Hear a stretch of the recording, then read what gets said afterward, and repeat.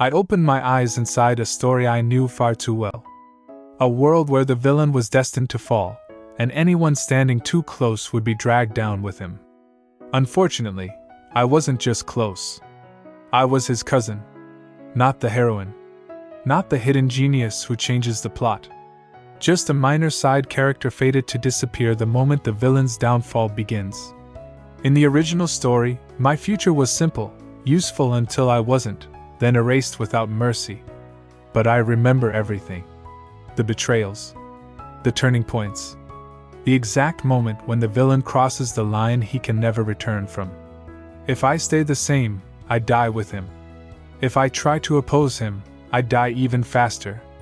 So there's only one choice left. I will survive. Even if it means standing beside the villain, guiding him, restraining him, or rewriting his fate before the story reaches its tragic end. Because this time, I'm not just the villain's cousin. I'm the one who knows how the story ends. She closed her eyes and thought, Teacher, I saved all of them. This should be enough. I was happy for a bit as a kindergarten teacher, but it looks like my life ends here. Who? She said W8U. Lee Suyun was a kindergarten teacher. After losing consciousness in a bus accident, I found myself in the romance fantasy novel I used to read, Cinderella Who Doesn't Wear Glass Shoes, a #1 romance fantasy bestseller. The main plot is about the protagonist who can see spirits marked by a pink hue and her life in the magical academy. In addition to the crown prince, who ends up with the female protagonist, there is Ariel, the villain, Grand One, the commander of the knights, and Sirius, the cursed second prince. As the crown prince and the female protagonist head to their happy ending, all the supporting male characters meet a tragic fate in an extreme plot twist. Cernia. So, am I the main character of this novel? She said. Cernia, are you there? I'm just a minor character. I'm the late Duke's daughter who only shows up briefly in a side story. Cernia said. I'm sorry. I was lost in thought for a while. Cernia Ardentine, 7 years old. A woman said. Cernia, please read me a love story. Another girl said no. She's going to read me a hero story. Cernia said. After the late Duke and his wife died in an accident, his younger brother, the current Duke, inherited the house and took me in as I had become an orphan. These two are my younger cousins, Ariel and Ariel. Ariel Ardentine, 5 years old. Both said, what do you think? Cernia thought, even if they look angelic now, these two will become the greatest villains in this story. Ariel said, I'm just so happy to be with you guys. Cernia thought, and I'm the one who makes these two villains. In the original story, I've never loved anyone like you. Cernia is jealous of the twins. There is no one who will love you wholeheartedly in this world, and she kills the nanny. Ever. She ends her own life, cursing the two. Cernia thought, I will not let it end like in the original, never. Ariel said. Cernia. She replied, why yes? Ariel said, please read this romance novel. Cernia said, let's see. The grown-ups' affairs?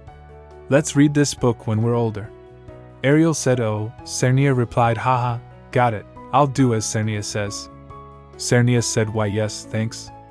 Ariel said instead, give me a kiss please. Cernia said, what? Ariel said, that's not fair. Me too, I want one too. Cernia thought I was told not to spoil them, but this is our little secret, okay? How can anyone not adore these cuties? Ariel said, yes. It's our secret. Ariel said, secret. She thought, that's right, children need to be loved. I will protect these children from becoming villains. I'll protect my own life as well. A man said, I can hear the noise all the way outside the door. Nermes Ardentine. Duke Ardentine. The Duke said, you must behave according to the family's standards. Cernia said, are you okay? I'm sorry.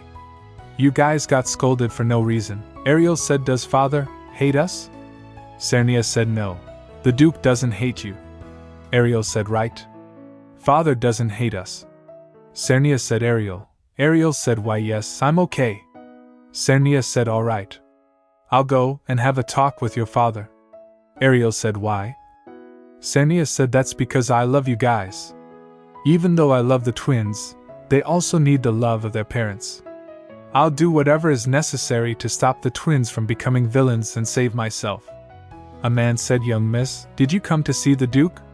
Cernia thought, what should I do? Now that I'm here, I'm getting nervous." The man said, "Young miss." Cernia said, "Why yes." "Dane, can I see the Duke right now?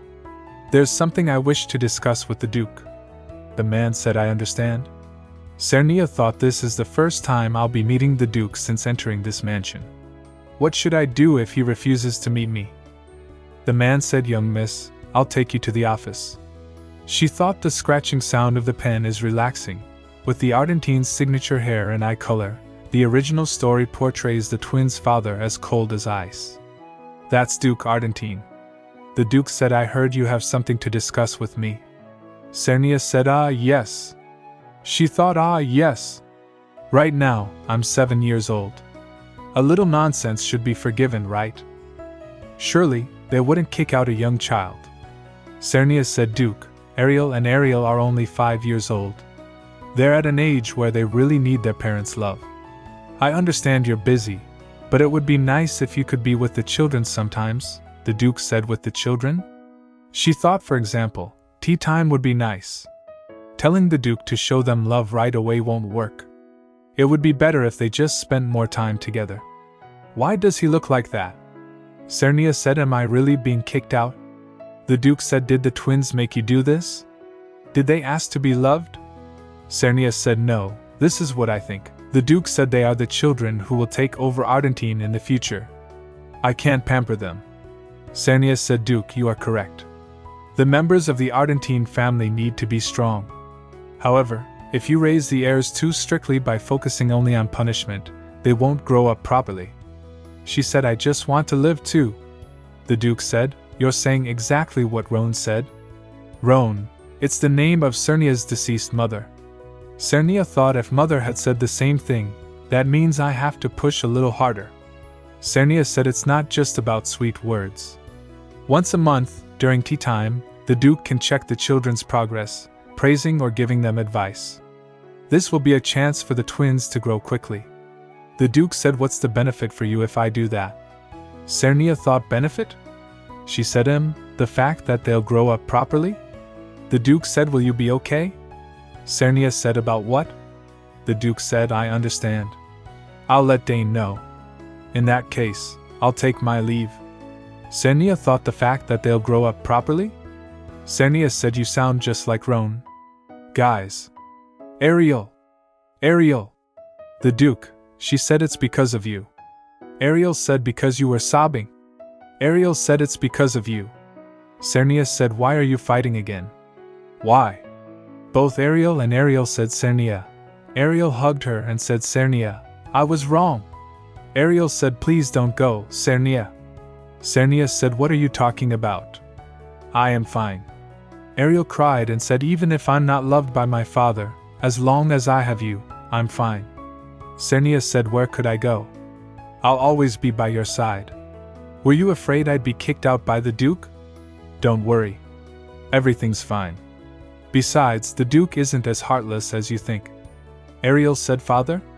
Ariel said, "Cold-hearted?" Cernia said, "Well, maybe a little. He's a little bit of that too. But from now on, you'll get to spend time together once a month." She said, "We will get to spend time with Father once a month? What should we play tomorrow?" She thinks one step up. I took a single step towards escaping the death that occurs in the original story. Is this a dream? That is the last person I met as Lee Sian. There are so many things I want to ask. My voice won't come out. Wait a minute. Hold on. Who are you? In the original story, Cernia was supposed to curse the twins and die at the age of 10. Cernia thinks there is no one in this world who will truly love you. But I am still alive, even now, at 16 years old. During this time, the relationship between the twins and the Duke has improved, and the atmosphere in the house of Duke Argentine has changed for the better. There's not much time left. In a year, the Crown Prince's birthday banquet will take place. She opens the book and thinks a few years later, the original story will begin in full swing. Notes on the events of the original story. As soon as I could write, the very first thing I made was my own summary of the original story. It needs to be checked once more. Cinderella Doesn't Wear Glass Slippers was a twisted romance story involving 2 protagonists, 1 villainess, and 3 secondary male leads. At the Crown Prince's 15th birthday banquet, Ariel falls in love with the Crown Prince at first sight, but the Crown Prince falls in love with the heroine, Daisy. Consumed by jealousy, Ariel curses Daisy at the cost of her own life. However, thwarting Ariel's ploy, Daisy breaks the curse and survives because Sirius, one of the secondary male leads, sacrifices his life to lift Daisy's curse. Even after 2 people died, the tragedy in the novel did not end. After that, Ariel started to put in even more effort to make Daisy's life a pain. At the climax of the novel, Ariel starts a rebellion to take Daisy away. The 3rd secondary male lead, Glendwyn, dies protecting Daisy in the burning palace. The rebellion ends in failure, and Ariel is killed by Crown Prince Helios. Thus, Helios and Daisy achieve their happy ending, a happy ending where no one but the main characters survived. Cernia said these days, the relationship between the Duke and the twins has improved, so I should be able to avoid the villainous route. I'm glad I can survive, but it's becoming hard to predict how the story will progress. Will this be enough? I feel a bit uneasy. It must be because the start of the original story is approaching. Today is the monthly tea time with the Duke. This event, which I proposed 9 years ago, Ariel and Trial Ardentine, 14 years old, has continued without fail until now. The Duke said, Ariel, I heard you've already finished learning Charter. Ariel smiled and said yes, it's the language of the kingdom right next to the magic tower. Next, I'd like to learn the language of Rihen, if possible. Ariel thinks Rihen is older sister's mother's homeland. The Duke said, all right, Ariel? He replied, yes. The Duke said, it says here that you broke a porcelain vase while running in the hallway. Be mindful of your behavior. Ariel said yes. The Duke said, still, reaching the rank of sword expert shows your hard work. To befit the Ardentine name, you must reach the pinnacle with your sword. Ariel said yes. HMSWH warehouse, the maid said, time to tidy up Lady Cernia's bed. Huh! A scream! The Duke said, what's with the commotion? The maid said, apologies for interrupting your tea time, but there is a matter that requires your immediate attention. The Duke said, understood. I'll go myself. Cernia said, if it concerns me, I'll come along. The Duke replied, do as you wish. The Duke and Cernia go away, and she thinks this is my room. A cursed doll. This is definitely the event of one of the side stories, the only episode in Shin where Cernia appears. When the twins were about 10 years old, Cernia found a cursed doll in Nanny Byrne's room. Cernia accused the nanny of cursing the twins and had her executed on the spot. Despite the culprit apparently having been revealed, the Duke continued investigating the case's mastermind. While investigating the nanny's room, the Duke clenched his hand. She said, it's not true. It's not me. Cernia shouts, Ariel. Say something. Cernia, smiling, said, ah haha. However, the cursed doll incident occurred when the twins were around 10 years old. Why is it resurfacing now? The Duke said, what happened? One maid said, well, I came in to clean, and when I looked at the bed, another said after finding it, she reported it to me, and I immediately went to inform the Duke. Cernia thinks, what is he doing? The Duke's servant said, your grace. The Duke said, I tried infusing magic into it. It's not a curse. The servant said, not a curse? The Duke said, what is this? This hair color, could it be yours? Cernia said, yes. That earring is also the one I lost before. This time, the cursed doll wasn't found in the nanny's room but in my room, yet the contents inside remain the same. My hair strands and my lost pearl earrings. And while Cernia was jealous of the twins, she wasn't the one behind the curse. A narrative trick? 2 critical pieces of information were deliberately hidden.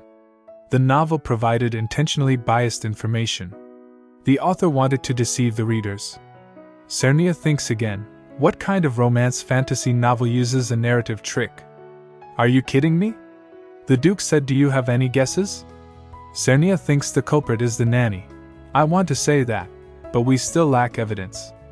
Cernia replied, I don't know. The Duke said, if you don't know, that's fine. Stay with the twins. I'll definitely catch the culprit. Dane, gather everyone in the Duke's household, from the coachman to the knights, everyone. The maid said, my lady, His Grace will definitely find the culprit. Cernia smiled and said, yes, Chelsea. I'm fine. Don't worry. Cernia thought the nanny must have entered my room. There must have been time to place the cursed doll. The last time I saw the nanny was during lunch when she was with Ariel in the dining hall. The tea time with the Duke was at 3 o'clock. The incident happened shortly after the tea time began, so the interval in question is between 1 p.m. and 3:10 p.m. At that time, was that when the cursed doll was placed? Cernia saw the blood and thought, come to think of it, there was no description of this red liquid in the novel. It smells fishy, even if it's animal blood, its color hasn't changed over time.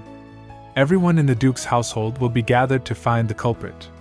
To return to the room despite that, it's you, Mrs. Byrne. Why did she come back? If I stick my head out a little more, I'll get caught, I can't see anything. Chelsea said, Mrs. Byrne. The servant Byrne said, weren't you going to call the other maids? What are you doing here? Chelsea smiled and said, I was just tidying up in case the lady got startled. Byrne said, didn't the Duke order that nothing be touched? Chelsea said, I'm aware of that. I was just lightly covering it with a cloth. Was it you, Byrne? I'm giving you a chance to confess. Chelsea said, Duke? The Duke said, the liquid soaking the bed, with its fishy scent, it's easy to mistake it for blood, but this is ray-proof sap. Byrne said, if it's ray-proof, is it the white flower in the greenhouse? The Duke said, yes. When its stem is cut, it secretes a transparent, sticky liquid. Byrne said, that's correct. When mixed with water, the sap turns red, and commoners use it to dye fabrics. The Duke said, this alone isn't enough to identify the culprit, but I noticed a mistake. Before that, Cernia, hidden behind the curtain, listened and thought a mistake. What is it? What mistake? I can't hear it clearly. The Duke said, I told you to stay with the twins. Cernia said, that's because I wanted to help in some way. The Duke said, do you? Cernia said, do you? That's not true. Who in this world wouldn't trust you, Duke? You're famous for handling matters sharper than any sword. Oops. Cernia thought I got so startled, I blurted everything out without thinking. She said, it's a compliment. The Duke said, I see, that's good to hear. Cernia said, so, what's the nanny's mistake? Cernia thought, that's the Duke's signature mischievous smile. This feels unsettling. The Duke said, Cernia? Cernia replied, yes? The Duke said, you're very interested in magic, aren't you? You've been consistently reading books related to it. Cernia said, yes. She thought, once a hardcore fantasy romance fan, always one. Stories about magic and elves feel straight out of a fantasy novel. The Duke said, then let me ask you a question. Magic is invisible, but it exists everywhere. However, it's not evenly distributed. Why is that? Cernia thought, I remember reading it in The Correlation Between Magic and Spirit Arts. Cernia said, because of magic affinity. Everyone has a different level of magic affinity. The Duke replied, correct. And magic affinity doesn't apply only to humans.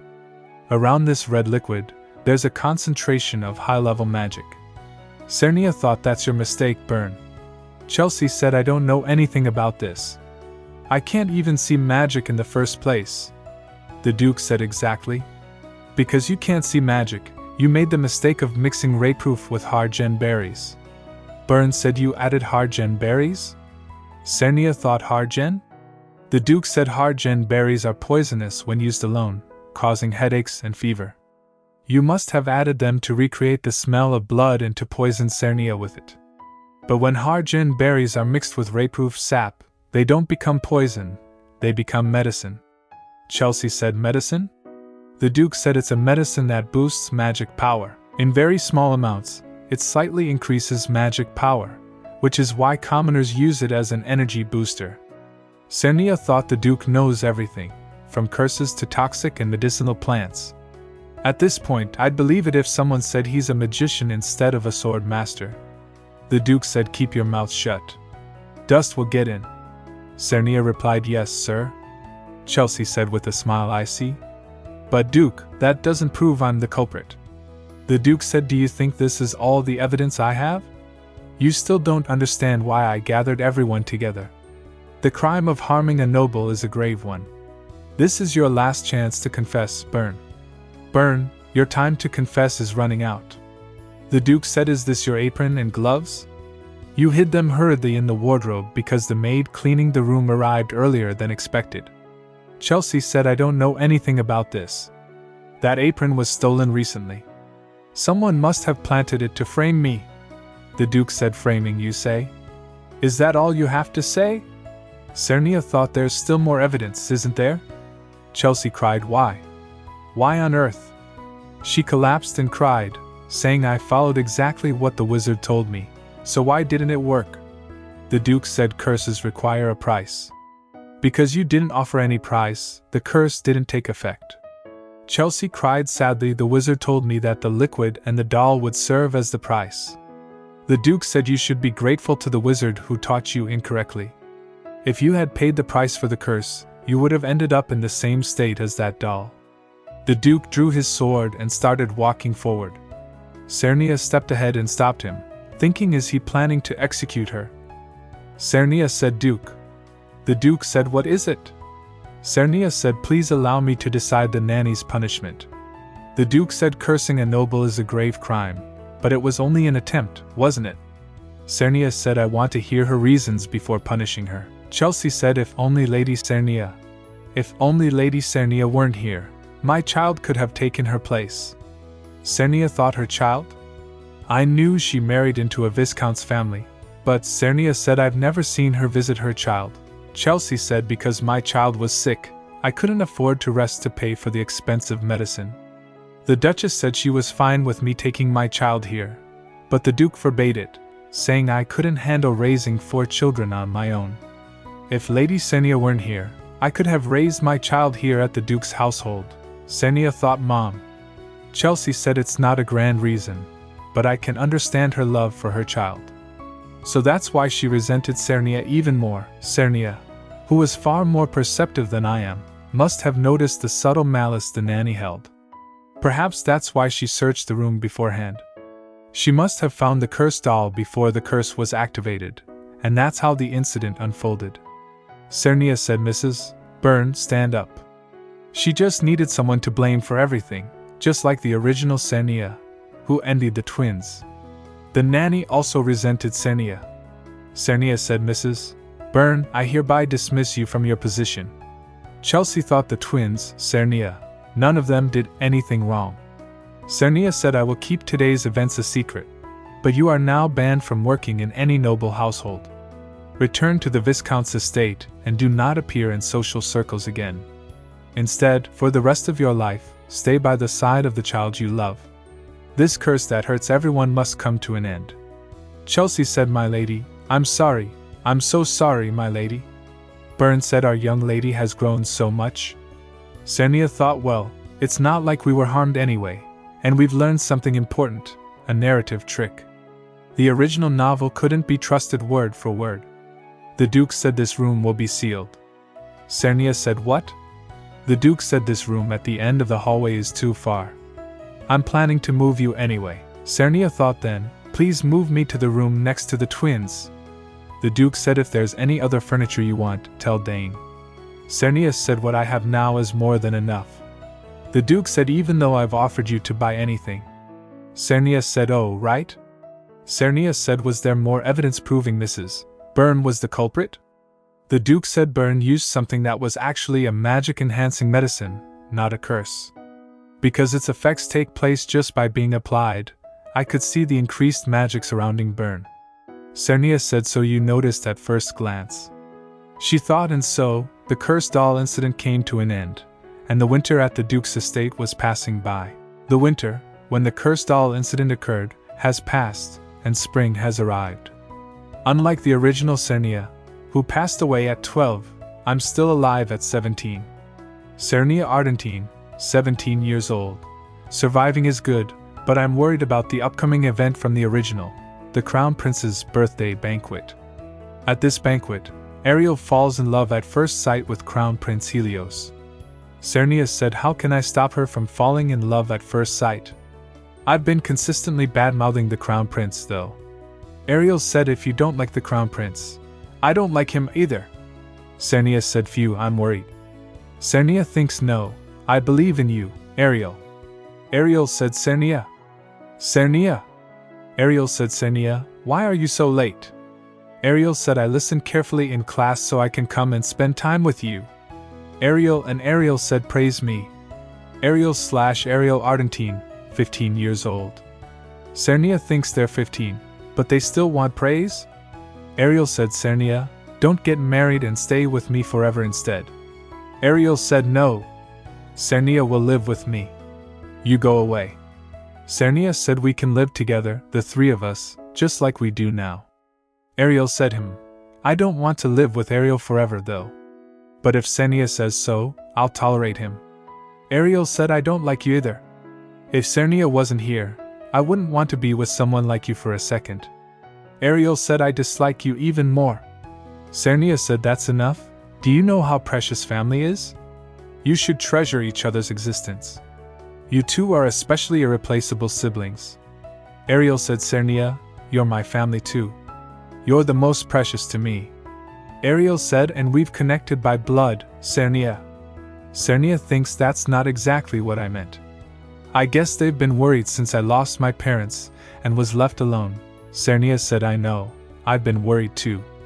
You two are the most precious to me. Should we sit down now? She thinks they're like two cute puppies. Ariel said, I want to wear couple dresses with you to the birthday banquet. Cernia said, about that, I'm not going. Ariel said, what? Why aren't you going with me? In the original, Cernia couldn't go to the birthday banquet. But I can't say that. What should I say? Cernia said, I'm sick. A cold. I'm feeling a bit sick. You two go and have fun. Ariel said, how can we have fun if you're sick? If you aren't going, then I'm not going either. Ariel said, same for me. Ariel said, no. Cernia said, The Duke looks handsome again today. Ariel said, everyone, make sure to attend the birthday banquet. Cernia said, I think I'm coming down with a cold. If she's sick, she shouldn't push herself. Ariel said, we should call the priest. Cernia said, a priest? Not a doctor, but a priest? Do they use divine power for a cold? Cernia said, no, I'll be fine if I rest properly. Then you should get some proper rest and go. Cernia thinks I have no other choice but to use my final card. Usually, a big party requires an invitation. Even within the same family, not everyone gets invited. Thankfully, I'm one of the ones not invited to this banquet. Cernia said, actually, I didn't receive an invitation from the Imperial Palace. Ariel said, Cernia, there's no need to go to that party. She thinks no. It's just that there's no need for me to go to the birthday banquet. Ariel said, those who don't recognize your worth are just ignorant. Don't mind them. He thinks I just don't want to go. Ariel said, how dare they not send an invitation to my sister. Ariel thinks, how dare they. But it's the Imperial family we're talking about. It's impossible to argue now. Duke, please help. Ariel said, it doesn't matter. No one can stop the Argentine family. Let's go. Cernia said, that man, he's the biggest problem. She thinks, the Emperor is above the Duke, you know. Anyway, now I'm being forced to attend, right? Maid said, wow. It's so pretty, lady, it suits you so well. She thinks it's a bit. Cernia said, it's white and flowing. She thinks like a wedding dress. Chelsea said, this dress was prepared by the Duke. Cernia said, This dress? Duke? She thinks the Duke? Cernia said, are you joking? Chelsea said, no, it's true. The Duke personally chose this dress. Cernia thinks I should thank the Duke later. A voice behind the door said, Cernia. Are you done? Cernia. Can we come in? Cernia said, yes. Ariel said, Cernia, you look so beautiful. Ariel said she has always been beautiful. Ariel said, well, yes, but seeing her all dressed up like this is a first. The most beautiful person at the banquet will definitely be you, Cernia. Cernia said, really? You two are dazzling as well. Ariel said, I'm glad. I was wondering if you'd think I was pretty. Cernia said, you've always been pretty, haven't you? Ariel said, Cernia, what about me? Cernia said, of course, you're dashing as well. Burns said, ladies, young master, the carriage is ready. Cernia thinks I've constantly been anxious about how to avoid the same fate as in the original. I've loved and cared for the twins with all my heart, hoping they wouldn't end up like in the original. But what if the plot of the original story is an unavoidable fate for the twins? Could I, the living Cernia, become a future obstacle for them? That's why I've never stepped out of the Duke's house until now. But today, I'll step out into the world for the very first time. People are thinking, Duke Ardentine and Lady Cernia are entering. Cernia thinks this attention is overwhelming. Ariel said, stand up straight. There's no one here you need to fear. Cernia thinks, is my trembling that obvious? She said, it's reassuring to be with the Duke. Duke said, but Cernia, how long? People said His Majesty the Emperor and the Crown Prince are entering. The glory of the Empire, descendant of the sun, we greet His Majesty the Emperor. Duke said, lift your heads. Man said, I thank those who gathered to celebrate the Crown Prince's birthday. Let me express my gratitude to all of you. Cernia thinks, wow, he really looks like the principal. So that must be Crown Prince Helios. His silver blonde hair shines brighter than diamonds. His golden eyes sparkle like stars. He's exactly how he's described in the novel, a textbook handsome guy. Duke said, lastly, everyone, enjoy the banquet. Cernia thinks, did our eyes just meet? Ariel said, Cernia. She replied, Ariel? Ariel said, hide behind father. The Crown Prince is still looking for a dance partner since he doesn't have a fiancé yet. Cernia thinks, with so many beauties at the banquet, would the Crown Prince really ask me to dance? You should be more worried. Ariel said, beauty. Cernia asked, really? Ariel said, Cernia, would you like to dance with me? I'm dancing with my sister. Ariel said, what? Are you going to dance with another? Cernia said, stop it, you guys. There are too many people here. Ariel said, what, are you complaining? Even if you are, I won't listen. Cernia said, haha, it's an honor. Please take care of me. Hee hee. Duke said, the Crown Prince has picked his dance partner. Do you want to dance with the Crown Prince? Cernia said, no. Duke said, then, who will you dance with? Ariel thinks here, it's best to go with someone safe. Cernia said, the Duke. You have to choose the most powerful person in the house. Duke said, it's alright. You just need to look at me. Cernia said, yes, Duke. The Duke and Cernia danced. Duke said, Cernia? Cernia said, yes. Duke said, for how long are you going to call me Duke?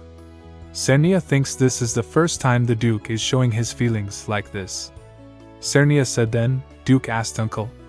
She said, uncle? Ah. Uncle. Duke said, I'm sorry, uncle. It's fine. It's uncle now. Cernia thinks, phew, one song's over. Cernia said, he seems happy, tch. Ariel said, sister. I won the rock paper scissors. I'm your next partner. Cernia said, so you decided with rock paper scissors? But who's going to lead? Ariel smiled, hee hee. Cernia and Ariel danced, and she thinks, as expected, the future socialite queen. Ariel said, are you calm now? Cernia said, I saw you step on the Duke's feet earlier. Ariel said, you step on people's feet whenever you're nervous. I actually expected that. Cernia said, what? Then you should have stopped me. Ariel said, I definitely tried. I suggested the first dance, but it was you who chose it. I would have been bored to death if I hadn't come with you. She said, let's make lots of friends while we're at it. Ariel replied, I only need you, sister. Cernia said, Ariel, I want you to see the world and meet many people. Ariel said, I still want to stay with you, sister. Cernia closed her in and said, sure. I'm the place you can always come back to. I'll always be here. All right. That's a promise. Ariel said, sister. This time, with me. She said 3 songs in a row is too much. She needs to rest now. Helios said, you're the hidden treasure of the Duke's family. Helios Islanda, 15 years old, first prince. Cernia said, glory of the empire, the crown prince, descendant of the sun. Prince Helios said, are you young Master Ariel, the next head of the Argentine family? It's a pleasure to meet you. Ariel said, yes. Helios said, is this your twin sister, Lady Ariel? Ariel said, yes. Helios said, Lady Cernia, would you dance a song with me? Cernia thinks, now that I think about it, Helios seemed to find palace life boring. He seemed to enjoy interesting things or events that looked fun. Ariel said, I'm sorry, but my sister already promised to dance with me. Helios said, I didn't ask the young master. Ariel's right. Cernia said, I'm sorry, but we made this promise a week ago. I hope the crown prince will understand. I'm worried about Ariel. Ariel said, she'll manage. Ariel said, sister, I'll keep a low profile so the crown prince doesn't notice me. Cernia said, all right. I'll walk around for a bit and find Ariel. Servant said, are you looking for Lady Ariel? She just went out to the garden. Cernia said, thank you. Time has passed so quickly, Cernia said. Ariel, she thinks this dress is too heavy. I can't swim. Am I going to drown in this life too? Cernia said, huff, huff. Oh, huh? She thinks it's a shallow pond? How embarrassing, Cernia said. Thank you very much. Black, a color that absolutely couldn't exist in a human from this world. A color born from bad omens and calamity. Sirius? The sub-male lead of the original novel, and Helios' half-brother. He inherited the curse the Empress placed upon the concubine, leaving him unable to feel emotions. A tragic prince.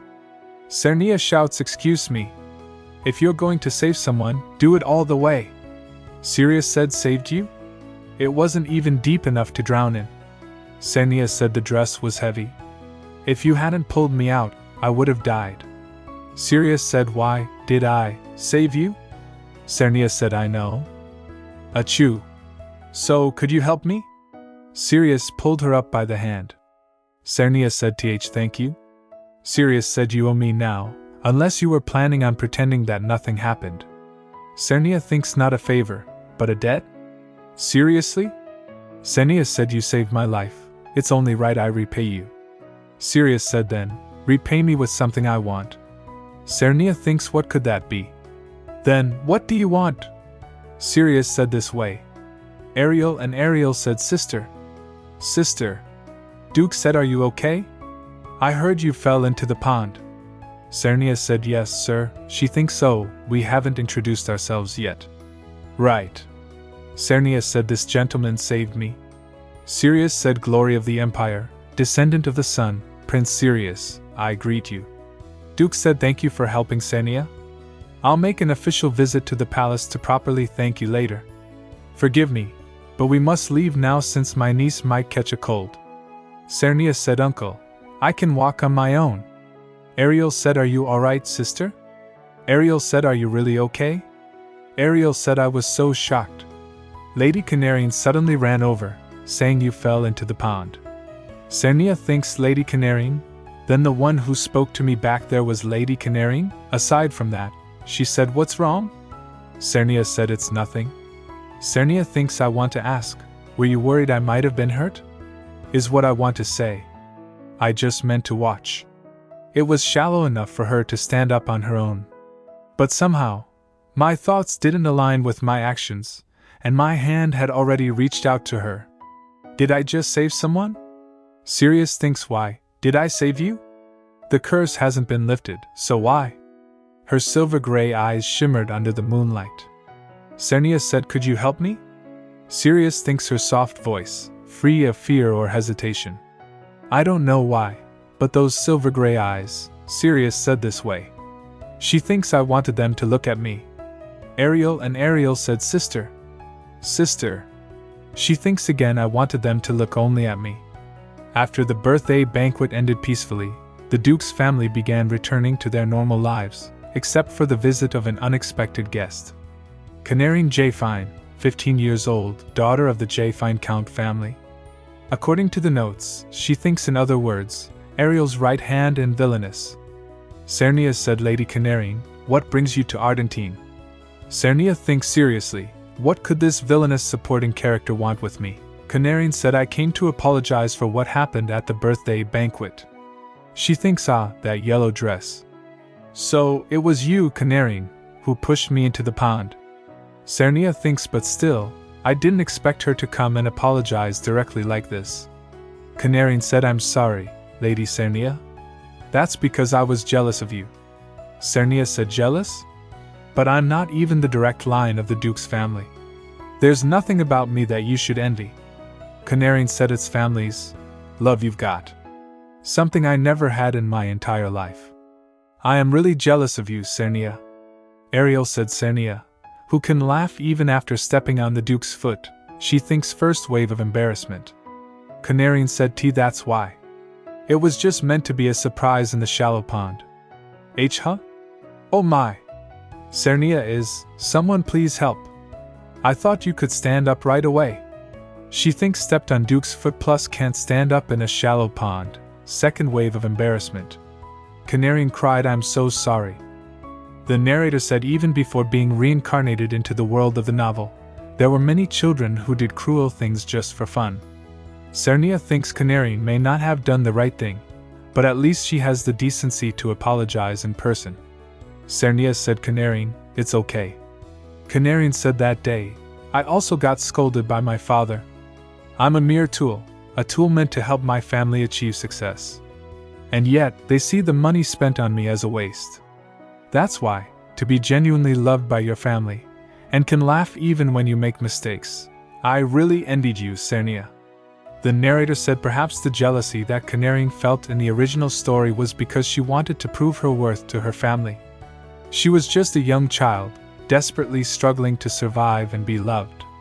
Cernia said I hope that my forgiveness, even if just a little, can bring her some comfort. Ariel shouted Cernia. I heard Lady Canarine came to apologize, but I'm still mad at her. Cernia thinks thank goodness. Before Ariel could cause any trouble, Canarine came to confess. After realizing Canarine pushed me, it felt like she was up to something. But even today, a letter arrived from the young lady, you know? Ariel said don't reply to it. Don't just brush it aside with a laugh. Cernia said it's not working. Canarine handed something over and said oh, a letter of acceptance from the academy. Cernia looked and said so, it's time for you to enter the academy. Ariel said it'd be nice if you could go too. Cernia said I already gave up on enrolling. She thinks last year, I was offered admission too, but I turned it down. It's not that I don't want to go, but Daisy, the main protagonist, will be there at the academy too. Canarine said oh, how pretty Daisy. Cernia thinks the academy is only for 2 years. If I enroll, I'll have to graduate by the time the twins start. Cernia said if I go to the academy, it'll waste so much time. I like to spend time with you guys rather than go to the academy. She thinks I really don't feel like going back to school now. Canarine said I know it's childish, but I just want to be with Cernia more. Mrs. Burns said Miss Cernia, the Duke is looking for you. The Duke said I'm going to the palace tomorrow. Cernia thinks tomorrow. I'm going to the palace to thank them for what happened before. You're going too, right? Is how the Duke speaks. Cernia said I'll come along. The Duke replied do as you please. Cernia thinks why is he looking at me like that? The Duke asked do you have anything more to say? Cernia said do I need to buy juice and bring it to properly greet someone? The Duke replied since they saved your life, we should repay them with something of equal value. Cernia exclaimed the value of a life? The Duke said close your mouth. Dust will fill it. Cernia said okay. Then, is it alright if I personally prepare something for Prince Sirius? The Duke said sure, since I'll prepare the offering for His Majesty, you can prepare the gift for the prince. Cernia said understood. Can Ariel come along too? She thinks I see, so Ariel will join us. Even if it's not allowed, she'll probably still show up. Alright. Then I'll head out first. Cernia thinks actually, I've already decided on what to give to Sirius. Cernia clenched something and said this. This will help with Sirius's curse. A spirit stone imbued with the power of the water spirit. The shimmering spiritual energy within the stone resembles the color of Daisy's eyes. Sirius's curse, which was mediated through spirits, weakened in places where the presence of spiritual energy was strong. It was only natural that Sirius was drawn to Daisy, who was loved by the spirits. Besides, wasn't it Daisy's spirit friend, Elisa, who revealed the truth about the curse? As someone with no connection to spirits, the only thing I could do was offer a spirit stone as a temporary measure. Cernia thinks if I go to the Imperial Palace to deliver the spirit stone, I might run into the Empress. If it's the Empress, the one who cursed the Emperor's other pregnant wife, tainting even Sirius with the curse, and also taught the curse to Ariel, who was blinded by jealousy. Come to think of it, the final villain is the Empress, isn't she? Firstly, let's avoid the Empress as much as possible. Now, aside from the twins, the original characters will have no place in my life. For a life without turbulence. For an easy life. Cernia said, Glory of the Empire, descendants of the sun. Greetings, Your Majesty the Emperor. The Emperor said it seems that all of the Duke's children are clever. The Empire's future is bright. The Duke handed over the box and said thank you. Here is a token of gratitude.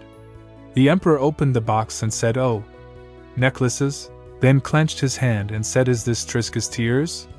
A treasure infused with the energy of the Fire Spirit King. Ah, that's right, since you're here, I'd like just the two of us to talk, if that's alright. That way it won't be a hassle next time we meet. The Duke replied, All right. Cernia thinks he looks quite annoyed. I should be careful. She said, Ariel. Ariel. Then, we will leave first. Chelsea said I will guide you to Prince Sirius's palace. Cernia said Uncle seemed really annoyed. I hope he's calmed down by the time we get on the carriage. Ariel said he probably won't say much to us, but Ariel might end up getting dragged to the training grounds. Cernia thinks Ariel, you don't know, but when the Duke gets annoyed, it bothers me too sometimes. Silent tea time. Cernia said it feels like we've been walking for a long time. Chelsea said we've come this far, it's only a bit further ahead. She thinks my garbage stamina. I still have half of the day to go. Cernia said I go for walks often, but why is stamina still the same? Ariel said who is it? Help. Please help me. Ariel said as Servia. Cernia said are you alright? As she walked toward Ariel, she found an injured girl sitting on the ground, and the girl said, Oh, it's bleeding. Cernia said it might hurt, but please be patient. She thinks it's dyeing the handkerchief. Why is there so much? Ariel said, Cernia, I told the maid to inform them that a young lady is injured. If you wait a little, a knight or a doctor will come. Cernia said, what a relief. You must have been shocked. Oh, come to think of it, I haven't introduced myself. I'm Cernia Ardentine.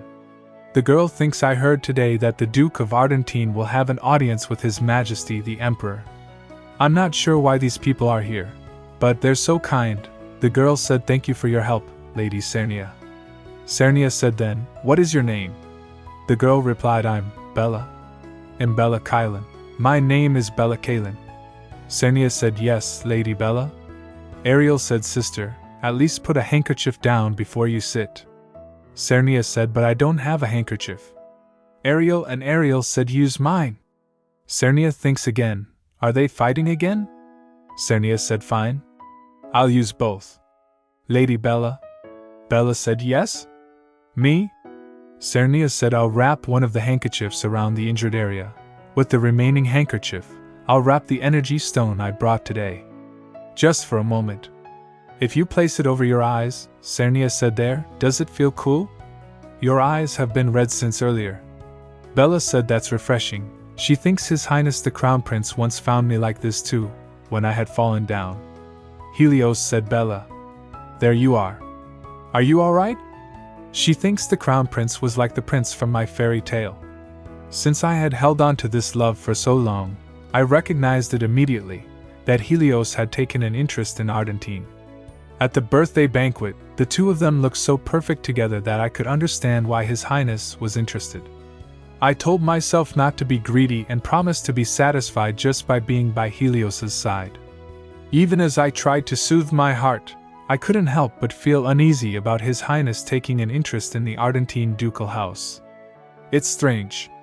The person I didn't want to see is right in front of me, and yet I don't hate it. It feels comforting.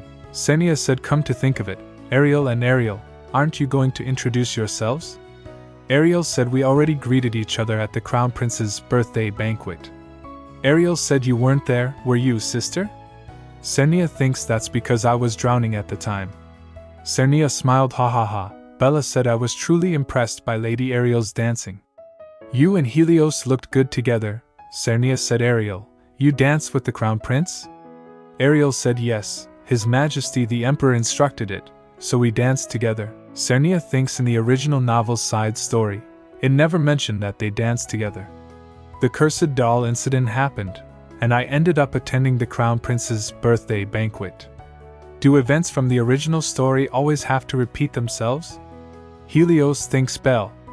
Bella said, brother. Kylan said, are you hurt badly? Bella said, my leg is a little. Kylan said, your leg? Get on my back. Kylan lifted his waist and said, thank you for helping Bella. I'm late in introducing myself.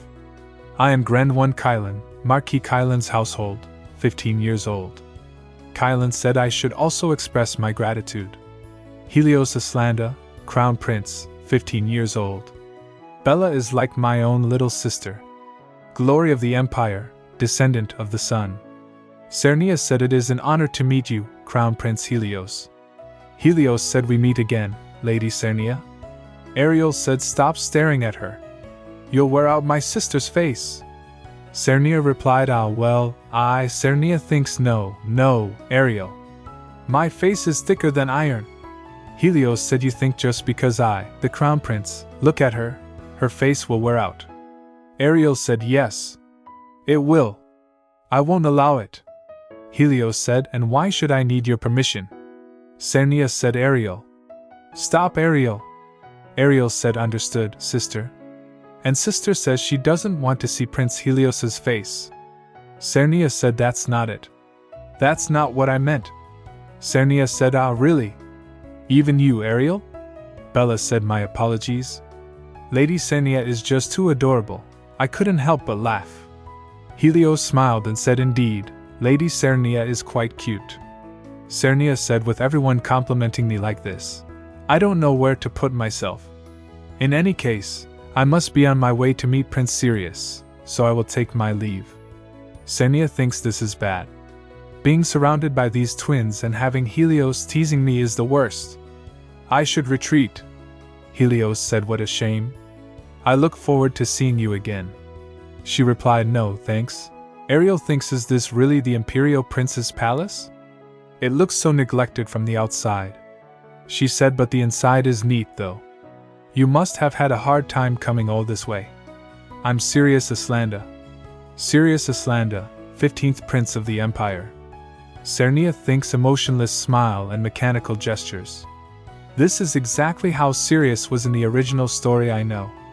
Cernia said, it was a little strange when we first met. Cernia said, I wanted to express my gratitude as soon as possible, so I apologize for coming so suddenly. Sirius said, it's alright. I wanted to see Lady Cernia as well. Cernia thinks that's strange. That's strange. The prince's palace looks like it was hastily tidied up inside. Even the attendants don't seem like permanent staff. Cernia said, the tea has a nice fragrance. Sirius said, does it? She thinks, don't tell me. You don't even have tea time? Cernia said, please try my cake as well. Sirius said, it's a bit too sweet for my taste. I don't usually eat sweet things. Cernia thinks, my goodness, even tea and cake are unfamiliar to him? She said, this is serious. Cernia thinks, I wish I could take him away from the Empress and bring him to the duchy. Cernia said, but he's not a puppy, so there's no way I could take him so easily. Sirius said, puppy? Cernia said, no, I just suddenly wanted to raise a puppy. Sirius said, so you like dogs? Cernia said, huh? Well, I suppose I do. Prince Sirius said, I see. Ariel said, it seems like someone teleported. Cernia said, through the Imperial Palace barrier? Cernia thinks, so he's a genius capable of breaking through the Imperial Palace barrier? Cernia said, that is. Sirius said, since you said you wanted to raise a puppy. Cernia said, I appreciate the thought, but I still need the Duke's permission, so I can't just take it right away. He thinks, are you abandoning this child? Is this all just an act? Those ears. Cernia said then, if I have no choice, Sirius, thank you for last time. This is my gift in return. Sirius said thank you. I will keep and cherish it well. She thinks, huh? Just now, did something glow? Was it just my imagination? Ariel said the gift we're giving you is a sword. Cernia thinks the twins also had gifts, so we decided to come together. She thinks Helios said thank you. Take it with you. Cernia thinks it must be a good sword, yet he didn't even unwrap it. Cernia said then, we should be going now. Sirius said already leaving? Cernia thinks it must be my imagination that Sirius looks disappointed, right? His acting deserves a Best Actor award. It really does. Cernia said well then, see you next time. Sirius said next time. Next, Cernia said Prince Sirius gave this to me. Duke said don't tell me, you're going to keep it? Cernia said it would be cruel to abandon it. He replied I forbid it. Cernia thinks can't we just keep it? Please? Cernia said uncle. Duke said fine, but it's not allowed in your room. Cernia replied yes. I'll only keep it in the yard. Uncle, thank you so much. That's great. She hugged the dog. What should we name it? Ariel said since it's black, how about black iron? How about ink? Ariel said who names a dog black iron? Ariel said I think ink seems more weird. Cernia said how about night? Since it's black, like the night sky. Ariel said that's cute. Night? Ariel said your naming sense isn't that great either, sister. Ariel kicked his foot hard and said if you like it, then let's go with that. Cernia said night, your name is now Night. Dog woof. She thinks with this pup around, even when the twins go to the academy, it won't feel as lonely. It all started with a letter from J. Fine. Cernia writes in this letter, my father found out the truth. He insists that Duke Condell must meet you, Lady Cernia. I think my father wants to tie you down. Our mansion is much more modest compared to the Duke's residence where you live. I have been delaying my father's request because I don't want to trouble you, but recently, my father has become very firm about it, so I had no choice but to send this invitation. He might end up offending you, Lady Cernia. If a formal invitation arrives, please reject it. Waiting for your reply, Canary Germain. She thinks along with a lengthy letter came an invitation. Now, I'm heading to the J. Fine Count's estate. The J. Fine Count's estate, originally a Viscount family, but 3 generations ago, a gold mine was discovered in their territory, elevating them to a count's house. Known for their excessive vanity and often looking down on poor nobles, their reputation among aristocrats is not great. All this because of Canary, the most beautiful woman in the world. After her apology last time, Canary has been sending me letters every week. Through our exchanges, we became friends. When the Count learned about our relationship, he invited me to his mansion. Canary did ask me to refuse the invitation. But still, does Canary think of me as a friend too? But I mean, she's my first friend. A man said please come in, Lady Cernia. We've been expecting you. She replied it is an honor to meet you. I am Cernia Ardentine. The Count said where are the others? Did you come alone? Cernia replied yes, I came alone, Count. Would you like to continue our conversation inside? The Count replied welcome. Canary is waiting inside, so please go in. A man bowed and said I'll guide you to Lady Canary's room. She thinks so the Count's true target was Ariel. Using Canary, he must be trying to form an alliance with the Duke's house through marriage. Too bad. I came alone today. The man said this way, please. Cernia thinks there's a lot of stuff, but it's not pretty. It's all over the place. So messy. The man announced my lady. I have brought Lady Cernia. Canary said Cernia, why are you here? I told you to refuse, didn't I? Did my father say anything to you? Cernia replied no, he didn't say much. Canary said my father told me to wait in my room, so I couldn't come out to greet you. I'm sorry. Cernia replied it's okay. Seeing you again after so long, I feel so happy. Canarian said, I also feel happy to see you, Cernia. Cernia thinks, but looking at Canarian's room, it's so simple, unlike the reception room. The J-Fine Count, he only decorates the areas that others can see. Cernia said, shall we go for a walk outside? Canarian said, well, my father doesn't like it when I wander around the house. I'm sorry. Cernia thinks, a father who dislikes seeing his daughter walk around her own home? Cernia said, then, let's just chat in the room. Canarian said, sounds good. I also prepared your favorite Mont Blanc cake. Since you were coming today, I asked the chef to make the best Mont Blanc and tea. Cernia said, it's delicious. Canarian said, really? I'm so relieved. Next week marks the end of the year. Have you finished preparing for the National Foundation Festival? Cernia replied, I went to the tailor's last week with the twins. Canarian said, Cernia, you'd look stunning in any dress. Cernia thinks this will be my first festival with a friend. Cernia replied, what about your dress, Canarian?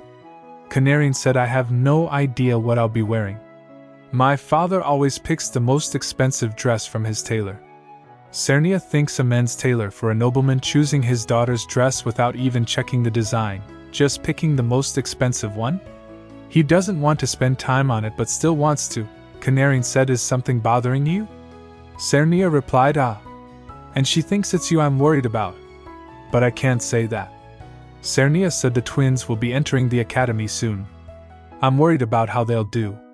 Canarian said, I see. If it's them, Cernia, you don't have to worry.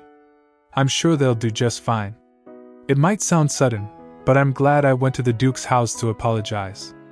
I never imagined I could become friends with you, Cernia.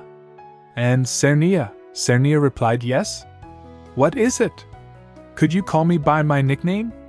Canarian said, my mother used to call me Kana. It's the name of a small yellow flower that blooms together. My mother passed away 5 years ago after giving birth to my sibling. She came from a count's family but was poor.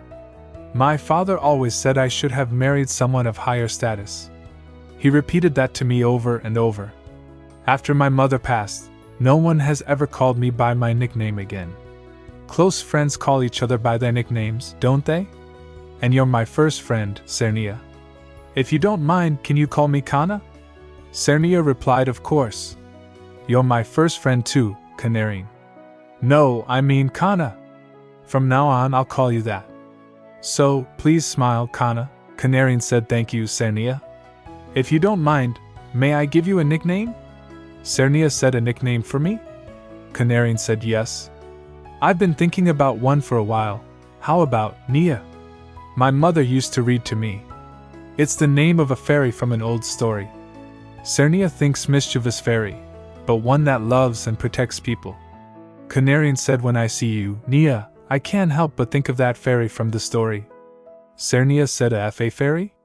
Cernia thinks I think Canarian is more like a fairy than I am. She's small and cute. Cernia said, if you're curious, I can lend you the book. Since this book holds precious memories with your mother, I'll read it carefully and return it to you. A man said, my lady, the carriage from the Duke's house has arrived. Cernia said, I guess I have to go now. Then, Kana, I'll see you at the founding festival.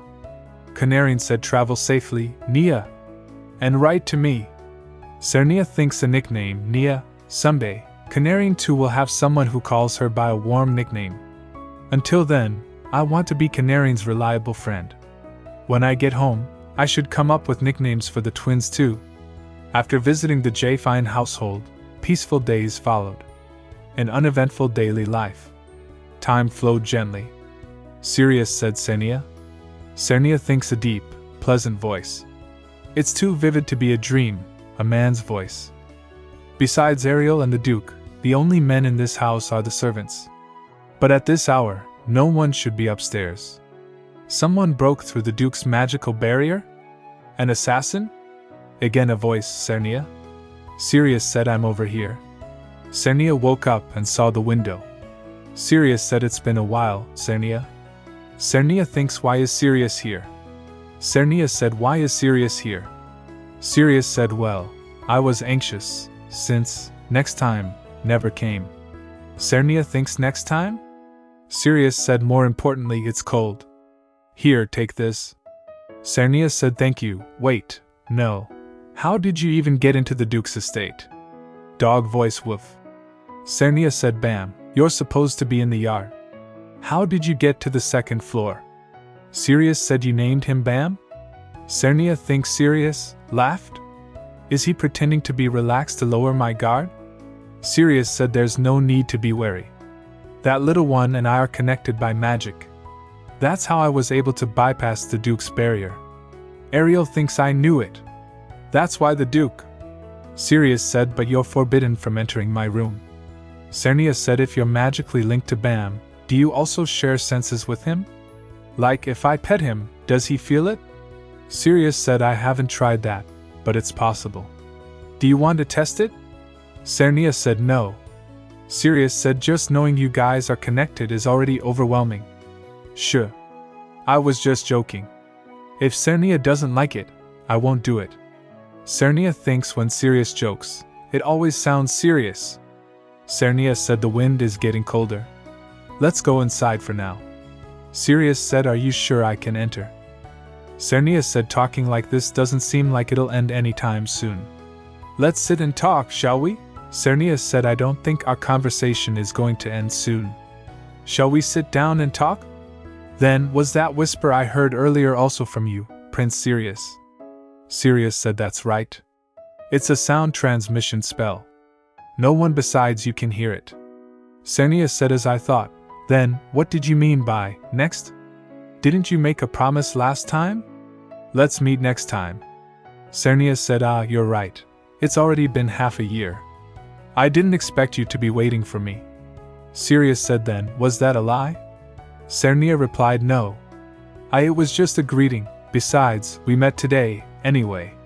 Sirius said, if I hadn't come to see you, I guess we couldn't meet forever. Cernia smiled and said, haha, we would have met eventually, wouldn't we? At the founding festival, or the academy entrance ceremony. Cernia thinks the silence is heavy. Sirius said, I don't want to only see you on public events, Lady Cernia. But it seems like that's not the case for you. Cernia thinks, what was that? Just now, there was a red aura. Cernia said, no, that's not it, if you were startled. Sirius said you were startled. Cernia thinks, fine, since it's come to this, let me explain everything from the start. Cernia said, Prince Sirius, if you want to meet someone, you should make an appointment beforehand. The simplest way is to send a letter. Sirius said, an appointment. Letter. Cernia thinks I felt this the last time as well, but Sirius wasn't properly cared for. He doesn't even know basic etiquette. She said he must have struggled. She thinks plus, because of the original storyline, my perspective was narrow, but for Sirius, he is feeling emotions right now, and that emotion is curiosity. In the original storyline, a feeling such as love, he will experience that through Daisy. I don't think our conversation is going to end soon. Sirius said, yes, to send a letter, you need to write the place and time. It's even better if you include a reason. The duchy has a designated place to receive letters, so you can give it to a servant. Alright, Sirius' palace didn't seem to have any servants. Cernia said, if you want to send a letter to me, you can ask Prince Helios to deliver it. Sirius said, I don't want him to know. Cernia said, then, how about using magic? Wouldn't that work? Sirius said, that will be an easy way. Sirius said, right? But Lady Cernia, aren't you being too defenseless? A man visits you in the middle of the night, and instead of sending him away, you invite him into your room. Do you understand what that could mean?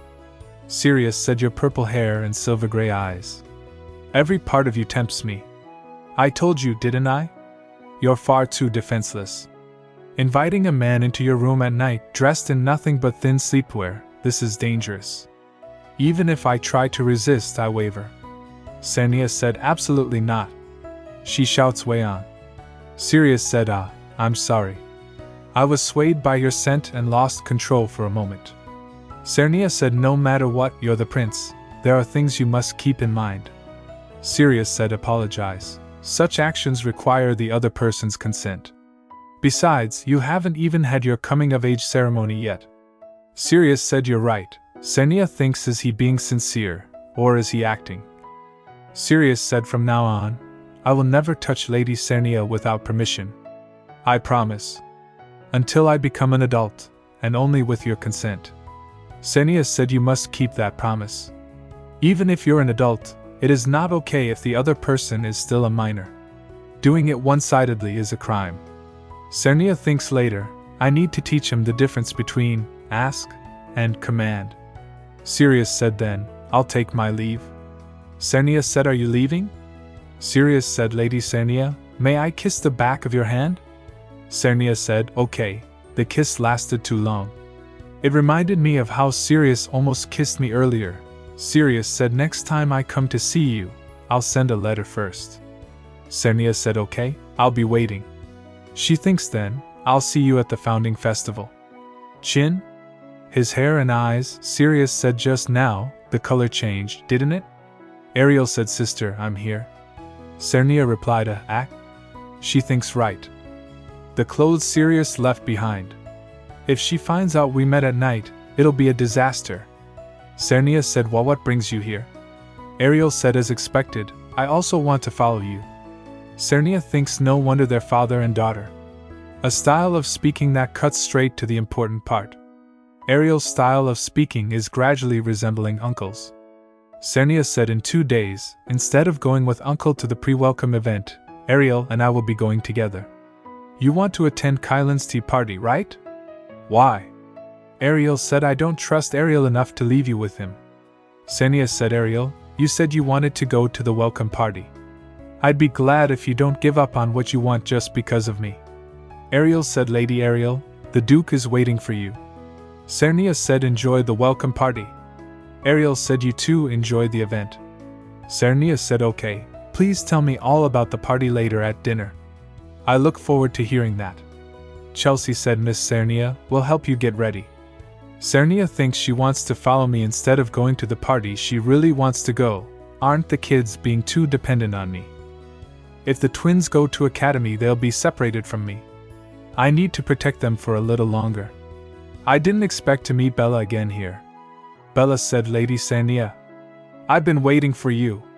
Cernia said, thank you for inviting us to today's party, Lady Bella. No, it's my honor to have you two with us. Cernia thinks there are so many desserts. Bella said, Lady Cernia. Kalian said, thank you for helping Bella last time. Cernia thinks Grenwyn. Cernia said, no, it's fine. It's the right thing to do. I'm glad to hear that Lady Bella is safe. Kalian said, I won't forget this kindness. I plan to give a gift, but I can't think of anything that can't be obtained from the Duke's family. It seems I can't repay you with anything material. Instead, if you need any help in the future, please don't hesitate to ask. Cernia thinks I don't want to make you repay the debt like Sirius did. Cernia said, I didn't do it with the intention of receiving anything in return. It's okay. Kalian said, no, please don't hesitate to tell me. Cernia said, alright, I will. By the way, Lady Bella looks like an angel today. Bella was always looking like an angel. She thinks with her fair and translucent skin, flowing blonde hair, eyes bluer than the sky. Her heart is so pure, it feels like an angel has descended to earth. Cernia thinks, come to think of it, this guy has a sister complex. Kalian said Bella's dazzling blonde hair is. Cernia thinks this is something I never saw after he met Daisy in the original story. Kalian said it's as beautiful as something a craftsman would create, carefully pulling each thread with gold. She thinks so, this is the kind of older brother you've been all along. Cernia said, and those eyes are like aquamarines, carefully crafted by a craftsman, right? Kylan smiled and said, that's right. So, you had the same thought as mine. Bella tugged his sleeve and said, brother, you should drink the tea before it gets cold. And it's rude to keep talking without a break like that to Lady Cernia. Kylan said, oh ouch, Belle. You don't have to feel embarrassed. Cernia said, because I too, whenever I see Lady Bella, have the same thought as Lord Grenwyn.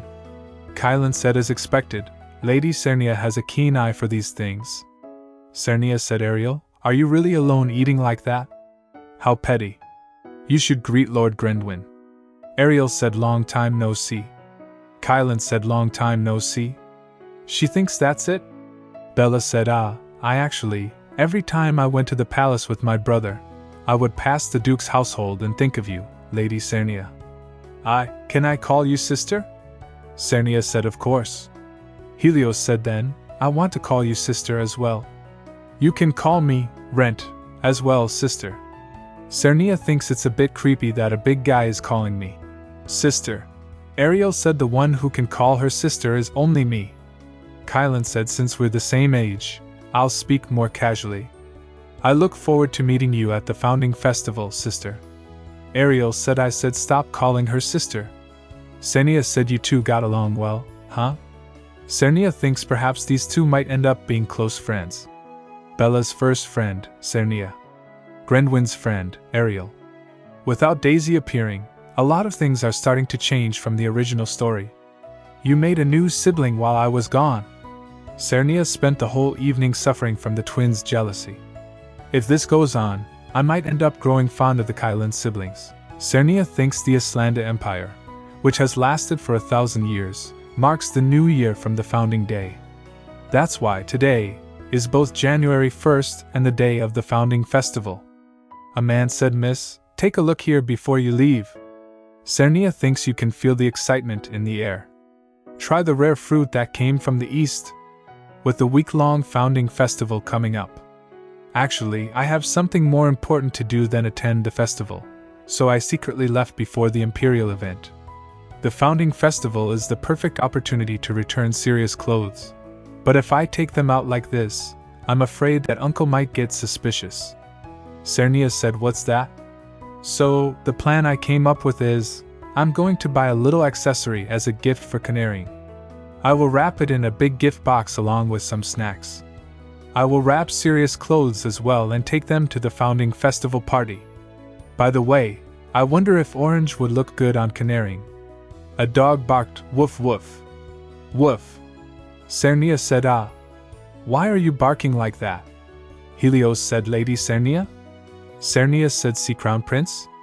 What is the person supposed to be preparing for the founding event doing here?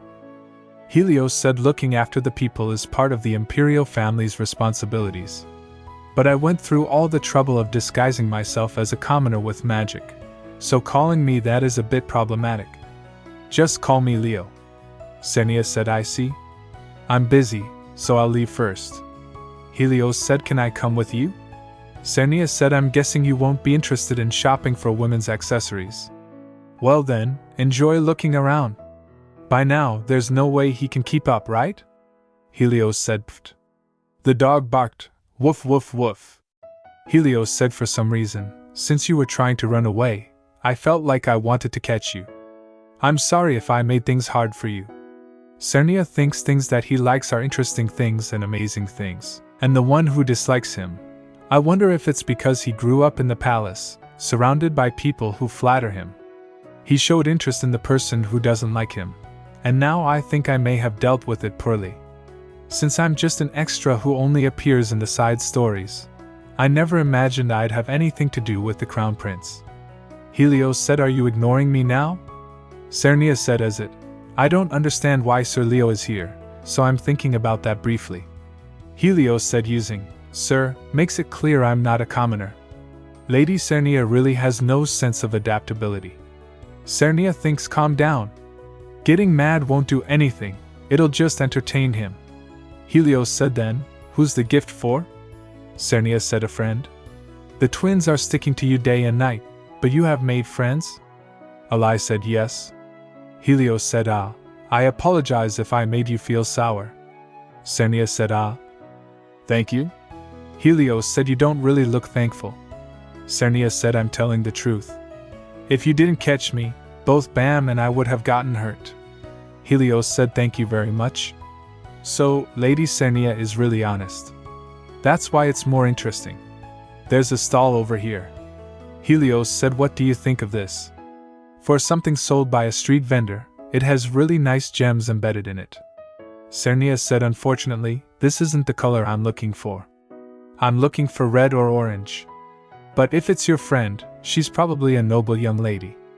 Is it alright to buy something from a street vendor like this? Because it's a gift from me, I'm sure she'll be happy. Helios said, I'm jealous that you have a friend like that. Cernia said, but Leo, you also have a friend like that too, right? Helios said, I think Ren is my friend. But does he think of me the same? In the original story, she thinks since Grendwin genuinely thought of Helios as a friend, he gave up on Daisy. However, in reality, Helios can't receive Grendwin's true emotions. Unlike in the story, even if they cherish each other, there's no way their feelings will naturally reach each other in reality. Cernia said, ask him directly. If you don't say it, it won't get through. Helios said, you're making it sound so easy. Cernia said, nothing's easy, you know. I, too, had someone who was difficult. So, Helios, try gathering some courage and approach him. Perhaps he feels the same way as you. Helios said, you are really weird. Cernia replied, thank you, Prince Helios. Helios said, it's not a compliment. And call me Leo. Helios said, give me your hand. I found it tucked away in the corner. Helios said, I was looking for something like this. Thank you. Helios said, if you're grateful, grant me a favor next time.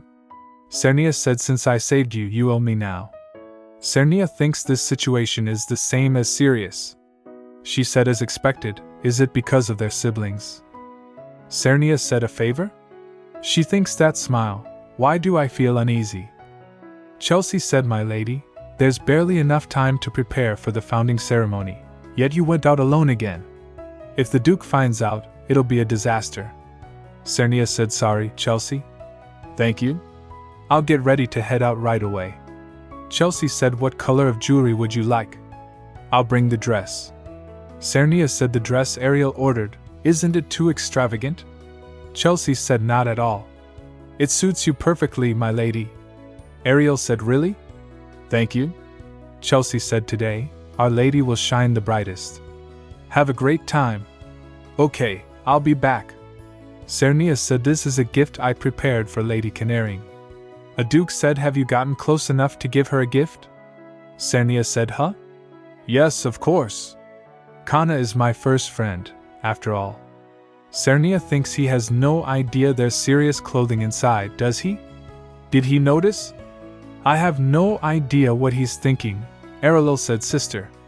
You didn't forget that the first dance was with me, right? Your escort, too.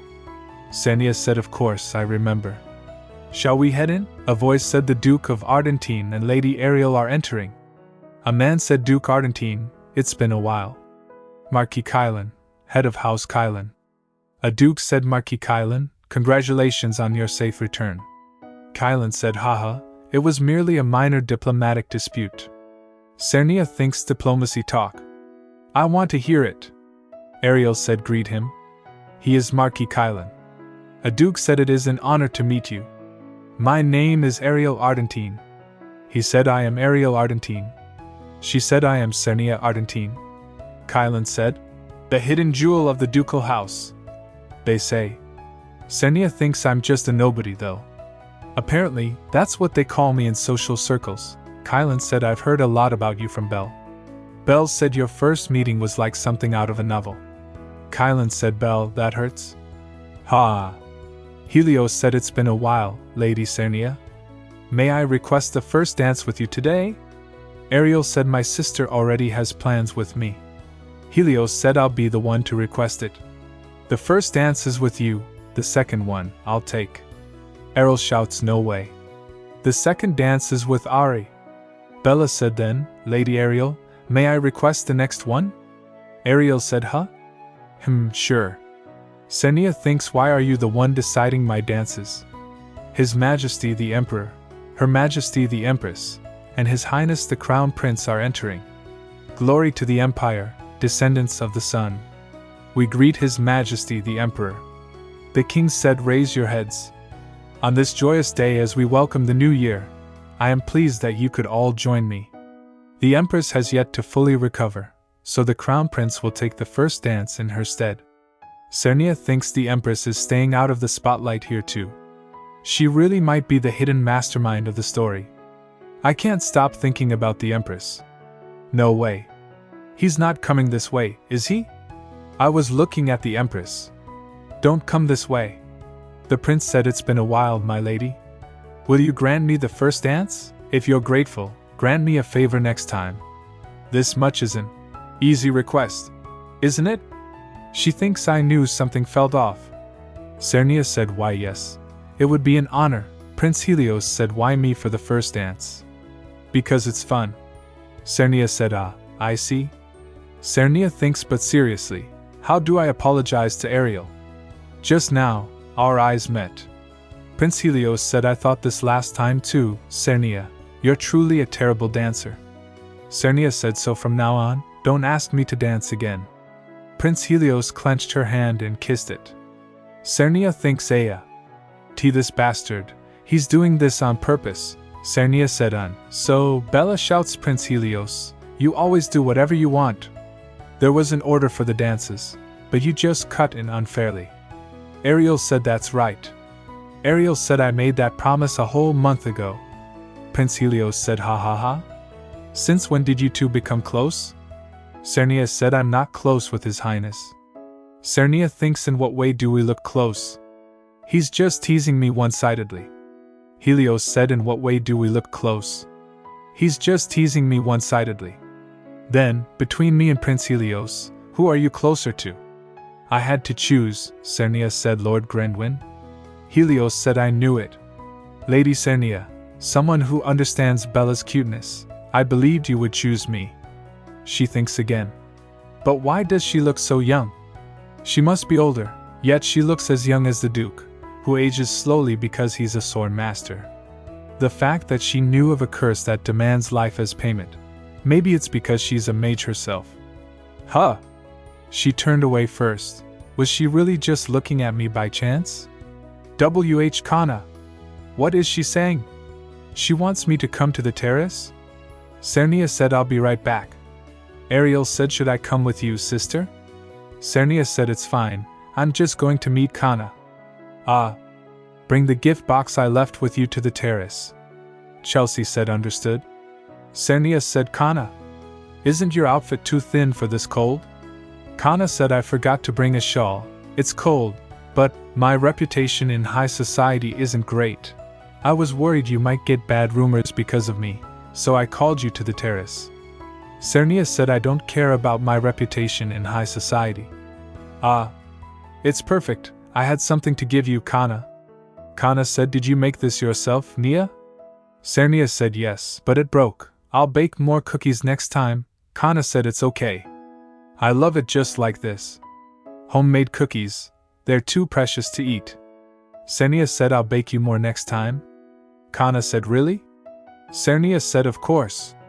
There's another gift too. She said, wow. Kana said, it's beautiful. It feels too much for me to accept.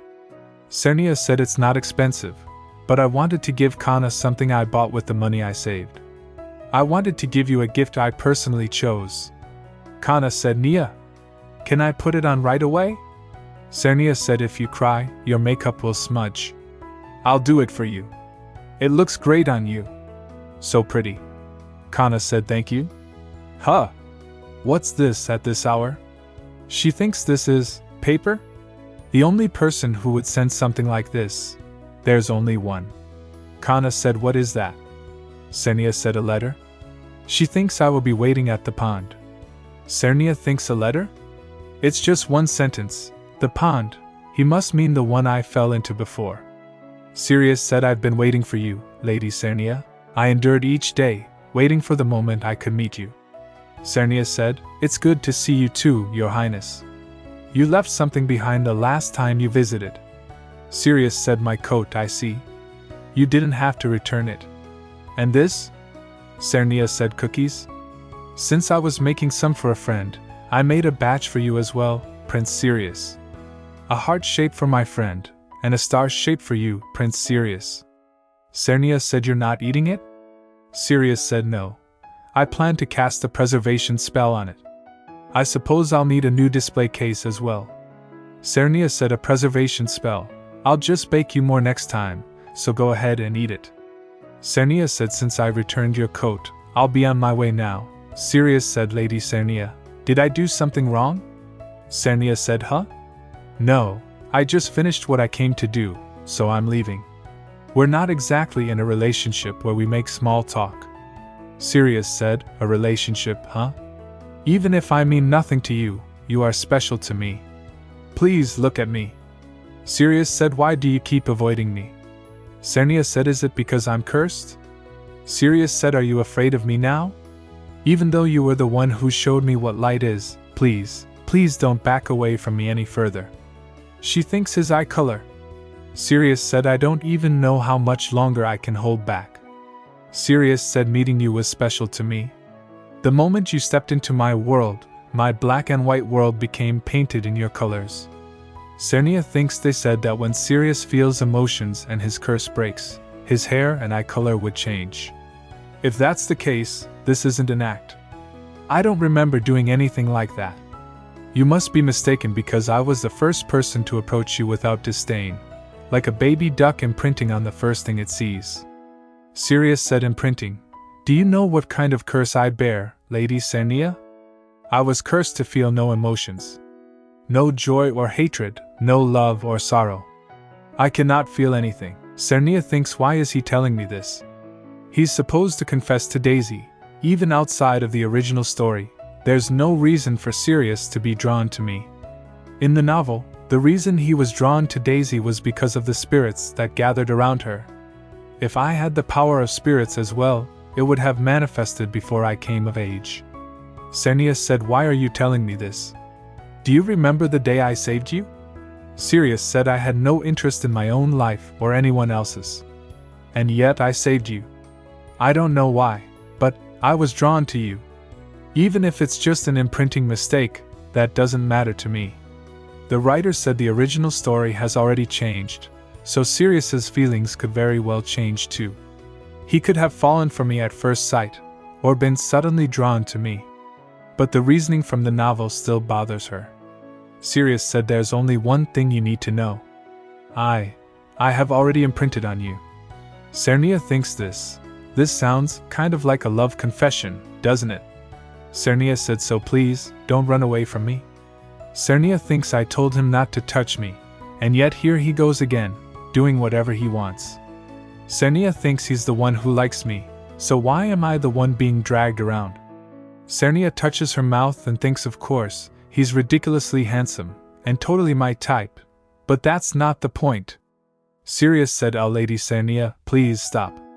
Cernia said, I never gave you permission to touch me. Cernia thinks, was that too harsh? She said, Prince Sirius. First of all, I didn't avoid you because of your curse. And I'm not as special as you seem to think I am. Most importantly, people are not objects you can possess. You can't force your feelings onto someone else. She thinks he's letting it go in one ear and out the other, former kindergarten teacher instincts kicking in. Cernia said, lastly, you should value yourself more. Sirius said, I promise. If it's not something related to you, Lady Cernia, I won't treat my life so lightly. Cernia said, even if it is related to me, Prince Sirius, your own life should come first. No, actually, just value all life. Even the smallest creatures. Sirius said, I'll try. Cernia replied, good. Now I really have to go. My cousins will worry. Sirius said, yes, Lady Cernia. She thinks may peace find you in the new year. Ariel said, sister, do you have any idea how long I've been searching for you? Ariel said, sister, where have you been? Cernia replied, I got lost and wandered around. I'm sorry for making you worry. Cernia thinks you know the Imperial Palace prohibits magic, and yet you teleported me.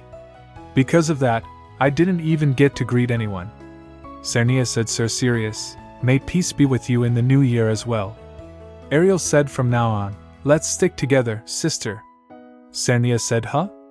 Ah, yes. The Argentine ducal residence. Cernia thinks 2 months have passed since the National Foundation Festival ended. To summarize everything that has happened so far, the Empress I met at the festival maintains an unusually youthful appearance. Considering she was able to obtain a curse that requires a life as a price, there is a possibility that the Empress herself is a magician. Even though the twins have completely avoided the villain route, if the Empress is a magician and ends up destroying the Empire, then nothing else will matter. I want to come up with some kind of countermeasure. Also, strangely, the characters from the original story are showing interest in me. Canarine, Bella, Grendwin, and even Helios, Cernia said I am already imprinted on you. She thinks he shows an obsession beyond comprehension. He is cute, but romance is a bit. My original goal was to avoid Cernia's death ending and prevent the twins from becoming villains. Now that I've already achieved my goal, as long as I'm careful about the Empress, I should be fine. Man said, oh, it's cheap. Sihask, we have freshly caught fish. Cernia said, did you already take the teleport gate? Ariel said, yes, we're about to arrive. The academy is just a short distance from the gate. Ariel said, hold my hand and step down, sister. Cernia said, thank you, Ariel. Ariel said, sister, look over there. Cernia replied, HM? Wow. Ariel said, that over there is the academy. Cernia said, it's really huge. It looks even bigger than the Imperial Palace. Ariel said, that's right. Ariel said, since it has to accommodate so many students, it must be around the same size. Cernia thinks my feelings are a bit complicated. The fact that today is the academy entrance ceremony means that the main story of the novel is about to begin. Surviving and reaching the novel's starting point with the twins took a long time. Cernia said there's still some time before the entrance ceremony, so let's go eat. Ariel said, sounds good. I found a restaurant. Ariel said it's nearby, and their seafood pasta is famous. Cernia thinks there are so many people. Blue eyes, Daisy? Ariel thinks, did she just disappear? Ariel said, sister, what's wrong? Cernia said, nothing. Just now. Ariel said, man, just Cernia said, it's nothing. I must have imagined it. Yeah, it must have been my imagination. Cernia thinks if it really were Daisy, she would be wearing her uniform for the academy entrance ceremony. Cernia said, have a safe trip. Stay healthy. Ariel said, you too, please come back safely. Ariel said, the carriage waiting area is just past the forest. She said, I heard the freshman representative is His Highness, the Crown Prince. Another girl said, I can't believe I'll get to see him up close. I'm so excited. Cernia thinks Helios is the freshman representative? According to the original story, Daisy, who ranked first in the entrance exam, gives the freshman representative's speech, and Helios, intrigued by someone who defeated him, Helios said, stop right there. Kana said, W, who are you? Helios said, you don't even know who I am? The novel was supposed to start with him talking to Daisy instead. If Helios is the freshman representative, that means Daisy didn't get a high score on the entrance exam. Something feels off. Did something happen to Daisy? I need to check. I need to confirm. Grendwin said, sister. Cernia. Cernia said, Lord Grendwin. The entrance ceremony must have started. Why aren't you inside? Grendwin said, well, it was boring, so I sneaked out. She thinks nice timing. Cernia said, if you're not busy, could you do me a favor? Grendwin said, should I call the twins for you? Cernia said no. Instead, Cernia shouts, could you check the entrance exam results board and see what rank a student named Daisy got? Grendwin said, understood. But before that, sister, Cernia said, yes? What is it? Grendwin said, I don't know what's going on, but don't worry too much. Cernia thinks, right, calm down. Things have already deviated from the original story since I arrived, so it doesn't have to be exactly the same. Calm down. I need to calm down. Deep breaths. Cal, I can't calm down. Something is definitely wrong. Daisy is supposed to be the protagonist, yet she hasn't even been mentioned. When is Grendwin supposed to appear? Was it just a close call with Helios? How much has the original story changed? Grendwin said, Cernia. Cernia replied, Lord Grendwin, what rank was Daisy? Grendwin said, She thinks the name Daisy wasn't on the list. Cernia said, the name isn't there? Grendwin thinks she didn't even enroll in the academy? Why? Nobles usually attend the academy regardless of the original story. What on earth happened? Grendwin said, are you alright? Is there anything I can do to help? Cernia said, ugh, my head, thank you for doing me this favor without even asking why. If I could ask just one more thing, please keep the request I made to you today. Cernia thinks, is keeping it a secret really that difficult? Cernia said, if keeping it a secret is difficult, then you don't have to. Grenwyn said, it's not that it's difficult. It's just, well, I apologize. I'm just not used to someone touching me. Cernia said, I'm sorry for touching you so carelessly. Grenwyn said, I'm sorry for touching you so carelessly. Talk to me as casually as you do with Belle. Cernia said, sure. Thanks for your help. Grenwyn said, don't mention it. I'll keep today's events a secret, and I won't tell the twins either. Cernia said, okay, I'll trust you. Also, congratulations on getting into the academy. Hurry inside before you're late. Grenwyn said then, sister, please return safely. Cernia thinks the thought's story changed because I survived. But what if this isn't even the world of Cinderella doesn't wear glass slippers as I knew it? What happens then? A dagger? A dagger? What's going on? When Cernia saw the dagger laying on the ground, she hid behind a tree and started looking. Two men whose faces were covered came. Then she, when she saw Cernia, ordered these men to go and finish her off. Cernia thinks Undine. Water barrier. Meanwhile the men ran towards Cernia. She jumped into a pond while running. Cernia thinks the power of a water spirit, and blue eyes, as expected, that person is. Cernia didn't know that she was doing all this work. Cernia gasps. She thinks I couldn't even protect myself. Once again, Cernia said She thinks, am I going to die like this without being able to do anything? Sirius saved her and said, are you alright? We've moved to a safe place for now. She said, Prince Sirius. Cernia said, how did you get here? Sirius said, you promised to meet me again on the day of the entrance ceremony. She thinks, now that I think about it, we did talk about that, saying we'd see each other at the founding festival or the entrance ceremony, though calling it a promise might be a stretch. Cernia said, either way, thank you for saving me. Cernia thinks, Daisy, what happened to Daisy? Sirius said, Cernia, your hands are shaking. If you're struggling, you can lean on me. She hugs and said, Sirius, there's someone nearby who helped me. Can you save that woman? Sirius said, understood. She ran and said, Daisy. Sirius said, Cernia, wait a moment, the trash has been taken care of. No evidence remains. Cernia said, she thinks that's right. Everyone except Daisy has disappeared. I was the one who said to cherish life, yet, to save Daisy, I stained Sirius' hands. In a world where you must kill to survive, was I forcing my ideals? I just didn't want Sirius to die. Cernia said, I spoke of cherishing life, yet I asked for this terrible favor. Sirius said, it's alright. I'm glad I could be of help to you, Lady Cernia. Besides, there is now one more debt. Cernia replied, I already returned the favor for saving me last time. The cookie. Sirius said, didn't I say I'd take what I wanted? Cernia said, anyway, this person seems to have lost consciousness. Cernia sees the girl and thinks, is this really Daisy? She looks a bit more mature to be Daisy. Cernia said, Sirius, do you sense anything from this woman? Sirius said, I don't know, she does feel strange. She seems closer to a spirit than a human.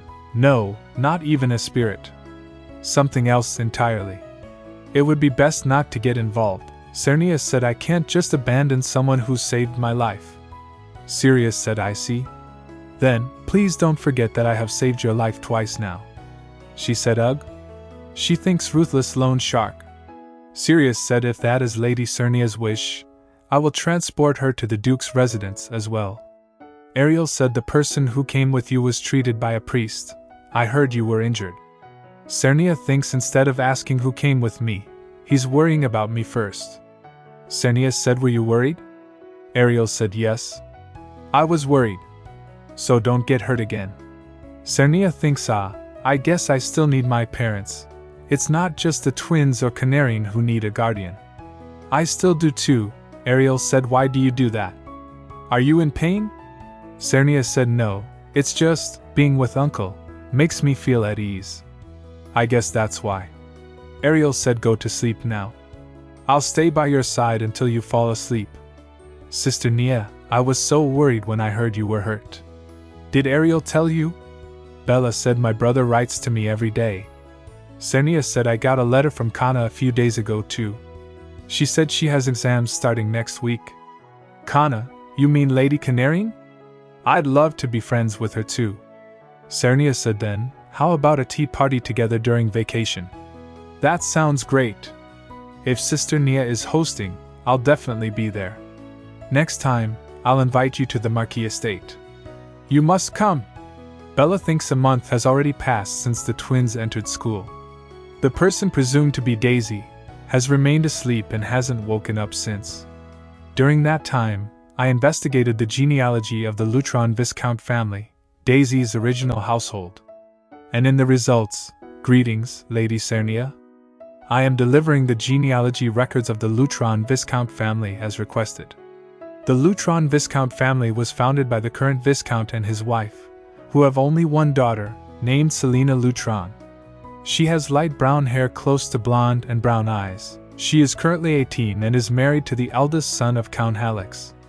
There was no Daisy. Cinderella here does not wear glass slippers. Daisy, who entered the academy as the top freshman, gradually builds good relationships with the male protagonists. Upon entering the second year, a terrorist attack occurs at the academy. Helios and Daisy grow close after solving the incident together. Jealous of their relationship, Artel casts a curse before graduation in the second part. The setting shifts to the Imperial Palace and Daisy enters the Magic Tower, realizing her true feelings. There is no female protagonist. Even if I organize the contents of the original story, at this point where the female protagonist has disappeared, it's meaningless. Cernia cleans the book and said, huh? It's still here. Ariel used to tear up the marriage proposals that come from all over. They're all just mediocre men. Ariel said, sister, I'll take care of you for the rest of your life. You're not thinking of getting married, are you? Cernia replied, of course not. What a waste of paper. If only we could at least use it as firewood for the fireplace. Ariel said, but since the ducal house controls heating and cooling entirely with magic artifacts, it's not even worth using as firewood. She thinks I definitely don't want to get married and leave home. With no female protagonist now, what can I do? What is there that I can do? What should I do from now on? And who exactly are you? That time, Sirius protected us, but he won't always be there. I want to study magic too. Cernia said I want to study, become stronger, and make my own choices with my own hands. Huh! Several months later, the maid said my lady, and gave her a letter, saying a letter has arrived from Lady Ariel. Cernia replied him, thank you. Let's see, in this letter, sister, are you doing well? The weather has become quite hot recently. Ariel refuses to lose to the heat, and keeps swinging his sword under the sun. Please scold him in your reply. Cernia said, is this all just about Ariel? I miss you dearly. P.S. Although summer vacation is coming soon, I have decided to stay at the academy to take advanced courses. I am disappointed that I won't be able to return home during the break. Cernia said I tried persuading her not to return to the ducal house and to stay at school, so she's decided. The maid said, shall I store the letters you've read in the box? Cernia replied yes, also, please send a reply to Ariel. Cernia thinks it looks like I'll need to replace the box soon. With Canarian's, Bella's, and Grenouin's observations of Ariel, and Bella's admiration diary, and even Helios is sending playful letters, it fills up so quickly, and yet there's not a single letter from Sirius. Cernia said a walk. They said hydrangeas were newly planted in the garden. I should go see the hydrangeas. She thinks I don't want to think about Sirius for no reason. Chelsea said, my lady, shall I bring a parasol? Ernia said, it's fine. Chelsea said, my lady, the sunlight is strong. Then how about a hat? Ariel seems to be doing well. You decided to stay at the academy.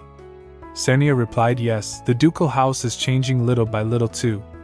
Chelsea has been spending more time learning under the head maid, so my personal maid has changed. My current personal maid is, Cernia said, thank you, Daisy, a girl named Daisy. A few months ago, the woman I brought here finally opened her eyes. Cernia said, Are you, Daisy? She replied, Is my name Daisy? Cernia said, You don't remember? The man said, Yes, it seems she has amnesia. Cernia said, So, amnesia is a real condition. The man said, Yes. Even if a priest were to come, mental conditions like this cannot be cured. Sometimes, memories return gradually over time, and in some cases, a great shock can bring them back. But these are just stories passed down. There's no perfect cure. Daisy said, Are you going to abandon me? This person is not Daisy, the protagonist of the original novel. But she was being chased by dangerous-looking people. Cernia said, No, I was the one who brought you here, so I'll take responsibility until the end. If you have nowhere to go, you can find work within the estate. Daisy said, Thank you. I'll do anything. Cernia said, What should I call you? She said, Daisy. Cernia said, Huh? She said you called me Daisy, didn't you? Is it because I resemble her? Cernia thinks I couldn't exactly say. I've never even seen her myself. Ahaha, I heard that Daisy had brown hair and blue eyes like you. She said, I see. Then I'd like to be called Daisy. Cernia said, All right, then I'll call you Daisy. Daisy said, Miss, may I ask your name? She replied, I'm Cernia Ardentine. Nice to meet you. Daisy asked, Nice to meet you too, Lady Cernia. Several months later, time passed, and Daisy quickly adapted to her work as a maid. Since she had lost her memory, I couldn't assign her any difficult tasks, so I made her my personal maid. That way, I could respond immediately if anything happened to her. Daisy said, Miss, aren't you hot? Should I bring some ice water? Cernia replied, I'm fine. Cernia thinks Daisy was quick to learn and well prepared, and unexpectedly, quite a nag. Bam! Cernia said, Shall we go for a walk together? Huh!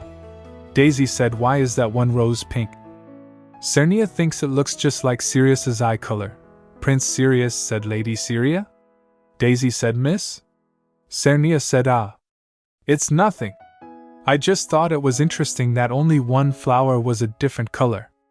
She replied, I see. Sirius said, Toast to the moonlight. Cernia replied, It would be nice to have some ice too. Sirius said, Here you go. Cernia replied, Thanks. Thanks. Am I drunk? I see Sirius everywhere. Prince Sirius said, Did you drink too much? Cernia replied, No, I can hold my liquor. Cernia said, Wait, no. Why are you here? Since when? Sirius said, Since you toasted to the moonlight. Cernia asked, Didn't you say you were going to write letters? Why are you having fun watching me? Sirius, laughing, said, Ha ha ha. I'm sorry, Lady Cernia, you were just too cute. Cernia said, Do you think I'll let that slide if you say it like that? You didn't even write to me once while you were at the academy. Sirius replied, I did send letters, but you didn't receive them, Lady Cernia. Cernia took the glass of drink and said, Couldn't you send them properly?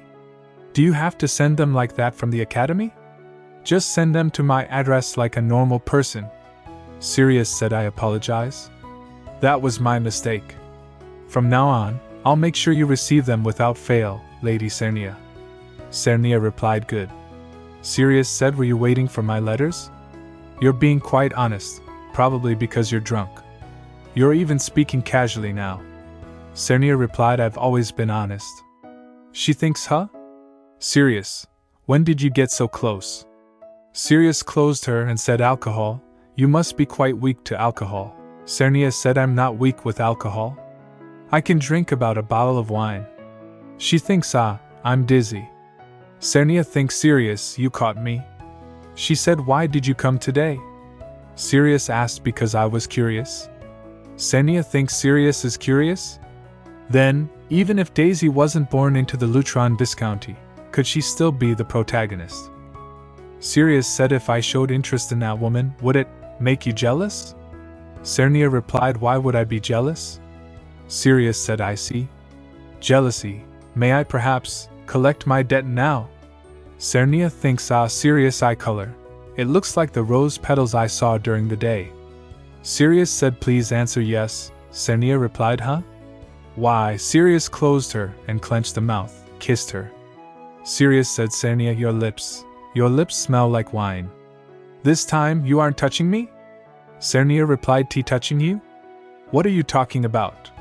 Sirius said, I was simply asking because you touched my face earlier. Cernia replied, T, that was because I was drunk.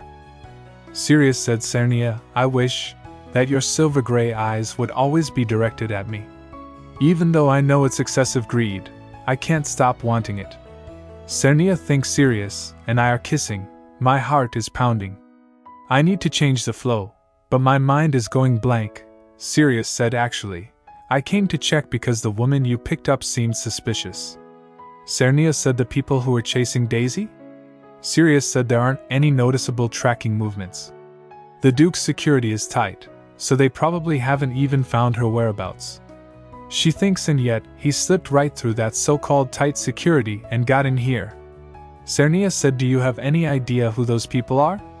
She smiled and said, thanks for telling me. Sirius replied, T, this is something I should be doing anyway. Actually, I just needed an excuse to see you, Cernia. It's late at night, so I'll take my leave now. Cernia said, I hope you have sweet dreams. Cernia said, ugh, that's so unfair, saying everything he wants and then just leaving. I don't think I can drink wine for a while. Cernia thinks summer passed as I lay in bed, thinking about that night with Sirius. I spent my days studying in the Duke's mansion and occasionally meeting Bella. As the seasons changed, winter arrived. Wow, the winter air. The Duke's mansion is busy right now, since the twins are coming home for their school break this winter. Cernia thinks the past when the man said, have you finished tidying the young masters? She replied, I will report to the head maid, and that's not the only reason. Daisy said, the madam, what kind of person is she? Cernia turned and said, the Duchess of Ardentine? She went down to the villa not long after I was born, so I don't really know her. I am not sure either. Daisy replied, I'm sorry. Cernia said, no, there's nothing to be sorry for. Daisy said, Miss, shall we head inside now? The wind is cold. Cernia replied, yeah, let's go. The Duchess of Ardentine, Mariana Ardentine, the mother of the twins, is one of the characters who didn't appear in the original story. Since I only know this world as a novel, there's no way I could know about her. Cernia, who survived. The twins, who did not become villains. The vacant position of the protagonist. Even though the original story has changed, time keeps moving forward. Once the twins graduate, they will carve out their own fates. Now I need to free myself from the constraints of the original story as well. Ariel said, sister. Cernia replied, welcome. Are you tired? Ariel hugged her and said, I'm fine. I miss you, sister. Ariel said, I've been sitting in the carriage so I still have energy left. Cernia said, it's cold? Uncle is waiting too. Let's hurry inside. Ariel said, sister. Did you hear about the tyrant skipped class and sold me out while getting away scot-free? That guy is surprisingly cunning. Cernia said, really? Grendwin seemed so honest. Cernia thinks, though, now that I think about it, Grendwin seemed to dislike bothersome things right from skipping the entrance ceremony. Cernia said, so you've become close enough to use Grendwin's nickname? Ariel said, sister. That's not the point. Ariel said, anyway, my grades are good too. Ariel said, the teacher even praised me. Well done. Now that we're all together, I have something to say. Duke said, tomorrow Mariana is coming? Ariel said, oh, mother? Ariel said, sister, did you know? Cernia said, I wanted to tell you in advance, but it takes a week to send a letter, so I couldn't. Ariel said, even if we knew beforehand, nothing would change. Duke said, I wonder why she's coming now. Cernia thinks it's just like before they got close to Uncle. Is there anything I can do this time? The maid said, young master, young miss. Cernia said, yes, come in. Cernia said, what is it? Maid said, the madam has arrived. She arrived a day early. Cernia said, let's go together. We should greet Aunt. Both said, okay. Lady Mariana said, children, it's been a while. You've really grown so much. Cernia thinks, I see. Dane. And said, it's nice to meet you. I'm Cernia. Mariana shouted, and Cernia thinks, what's this? Mariana said, Cernia, you look just like Roan. She thinks Roan, my mother? Mariana said, I can't stay here forever. I'll go meet Nermes first. Cernia said, alright, take care. Ariel said, it doesn't feel real that she's our mother. Ariel said, me either. She felt like a stranger. Cernia said, do you think mother missed us? Cernia said, what about you too? Did you miss her? Ariel said, mother, I'm not sure. Cernia said, that's okay. Whatever you feel is fine. Would you like some tea? Ariel said, no, I don't have an appetite. Ariel said, I'll return to my room. She replied, alright, I'll go too. Cernia thinks Ariel said she wasn't sure, but she probably wants to get along with the Duchess, just like she wanted to be close to Uncle. Cernia thinks, maybe I should talk to Uncle about the Duchess first. Who could it be at Sino Sihi? Daisy? Cernia said, who is it? No, please come in. Marina said, could you spare me a moment?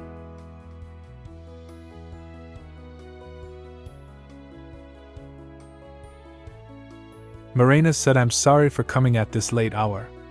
I thought I should talk to you as soon as possible. Cernia replied, it's all right.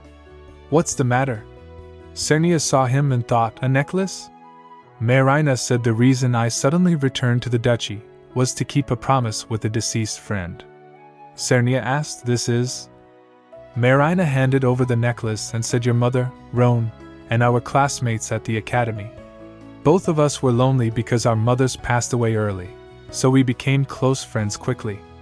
However, while Roan was loved by her family and came to study abroad at a foreign academy, I ran away to the academy to escape my father's abuse. Roan helped me break free from my father's shadow.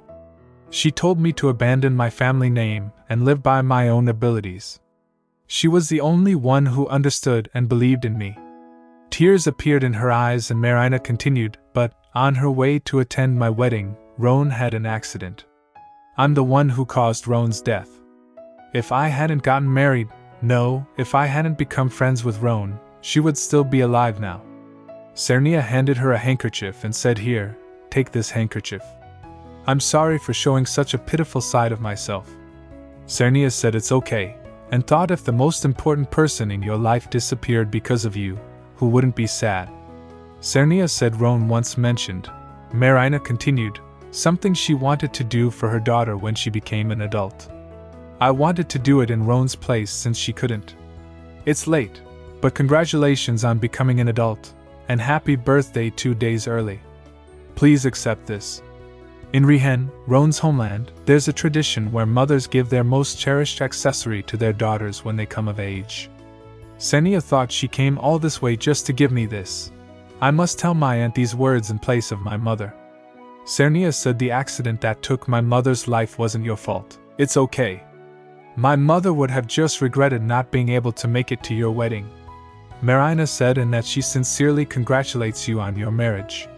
Cernia said, I'm sure that's what she would have said. I didn't mean to make you cry. Please wait a moment. I asked the maid to bring some warm tea. She thought I feel bad for Daisy at this late hour though. Marina said, thank you. Cernia asked, may I open the box you gave me? Marina replied, of course. It's Roan's wedding ring. Cernia thought if Mom were still alive, I feel like she really would have passed this down to me. It fits perfectly. I guess Mom and I have the same finger size. The maid said, here's the herbal tea, miss. Cernia said, thank you, you can leave it and go. Marina said, if you have something to say, please feel free.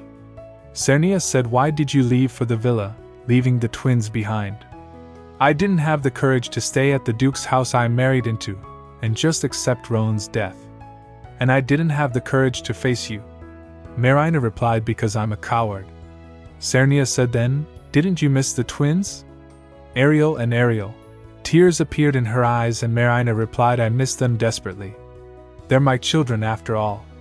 But how could I embrace them when Roan can no longer hold you? That would be a betrayal to Roan and you. Cernia replied, no, it should have been the opposite. If you wanted to atone for my mother's death, you should have lived an even happier life. Cernia said, it should have been the opposite. If you wanted to atone for my mother's death, you should have lived an even happier life. Marina said, happiness. Cernia replied, and if you had died first and were watching over those left behind, would you have wanted Mom to suffer alone, separated from me? Marina said, of course not. Why would Roan? Because of me. Ah, Cernia said, it's not too late yet. Talk to the twins. Marina said, would the children want to talk to me? Cernia said, of course. Marina said, the rain has stopped already. Nermes. Ariel said, have you been crying? Marina replied, yes, I talked with Cernia. Aren't you curious about what we talked about? Ariel said, not really. So, as you said earlier, are you going back tomorrow? Judging by your face, it seems you have changed your mind. Marina said, you've changed while I haven't seen you, but your personality is still horrible. Ariel said, you too. Both you and I have changed a lot. Is that, thanks to Cernia? Because she's Morse and Roan's daughter. Nermes, those two were the only ones you let your guard down around. Marina said, unlike me, who you just married because we were in similar situations. Ariel said, well, you must have felt it too. Cernia is special. Marina thought Nermes, of all people, is smiling. Ariel said, I may not have been a good spouse to you, but I can be a good friend. Marina said, you should also think that you don't need me. Ariel said, it's a decision I made myself, so you don't have to worry about it. Ariel continued, as long as you're within the Ardentine's protection, I'll protect you. What kind of conversations did Nermes and Cernia have, and how did they become so close? That child, Cernia, has become the thread that ties the Ardentine ducal family together. It's already been a week since Aunt started staying at the duchy. Contrary to saying she'd leave soon, Aunt remained at the Duke's mansion. Her relationship with the twins has also been restored, and the Duke's household is brimming with life. Cernia said, welcome. But, Your Highness the Crown Prince, why on earth? Granwyn said, Rin and Belle said there's a tea party at the Ardentine mansion, so I tagged along. Cernia thought, without an invitation? Bella said, I tried to invite. Helios said, that's right. Bella tried to stop him. Granwyn said, the more people at a tea party, the merrier. Cernia said, thanks for coming along, Kana. Kana replied, I miss you, Nia. Cernia thought, it's like a gathering of all the characters from the original novel. But now they're not just characters in a novel. They're friends who will stay by my side. Kana said, Bella, you're entering the academy this time, right? Bella replied, yes. I'm so excited. And please speak comfortably. You'll be my senior at the academy anyway. Cernia thought Bella and Canarine, who shouldn't have had any connection according to the original story, are now greeting each other. Ariel said, Ren, when are you going to return the handkerchief you borrowed last time? My sister embroidered that precious piece herself. Granwyn replied, I left it at home. Ariel asked, last time you said it was at the academy? Ariel and Granwyn, who should have disliked each other, are now friends. Ariel said, Your Highness coming here makes my sister uncomfortable. Ariel, who should have had a crush on Helios, and Helios replied, I have the ability to make you uncomfortable. That's quite an honor. Cernia thought Helios, who should have found Ariel annoying, have all changed from the original story. Sirius, he probably wouldn't come even if he's invited to crowded places like a tea party. Ariel placed his hand on Cernia's eyes. Cernia said, Ariel? When she looked ahead, she cleared her throat and said, there. Ariel said, happy birthday. Granwyn said, sis, you need to blow out the candles. Helios said, if the wax strips, we won't be able to eat the cake. Cernia said, yes. Granwyn said, Lady Cernia, happy birthday. Kana said, it's a gift. Cernia replied, thank you. Helios said, since I attended, I prepared a gift too. Cernia said, thank you. Helios said, why such a lifeless reaction only to my gift? Cernia smiled and replied, no, it's not, probably, haha. Helios said, you're terrible at controlling your expression. Ariel said, Your Highness Helios, stop teasing my sister. Helios laughed. Cernia thought the days I fretted just to survive, the memories I built growing up with the twins, and the bonds that have changed from the original story, All of them have come together to create this moment. I'm so happy it makes me scared thinking of when it might end. Everyone, thank you so much. The joyful tea party, the Academy's vacation, everything has come to an end. The peaceful and quiet daily life of the Duke's family has begun once again. Cernia said, "It's me." She knocked on the door. He replied, "Come in." Cernia said, "Thank you, Dane. Why did you call for me?" And with this notice, my peaceful life came to an end. Go to the Academy.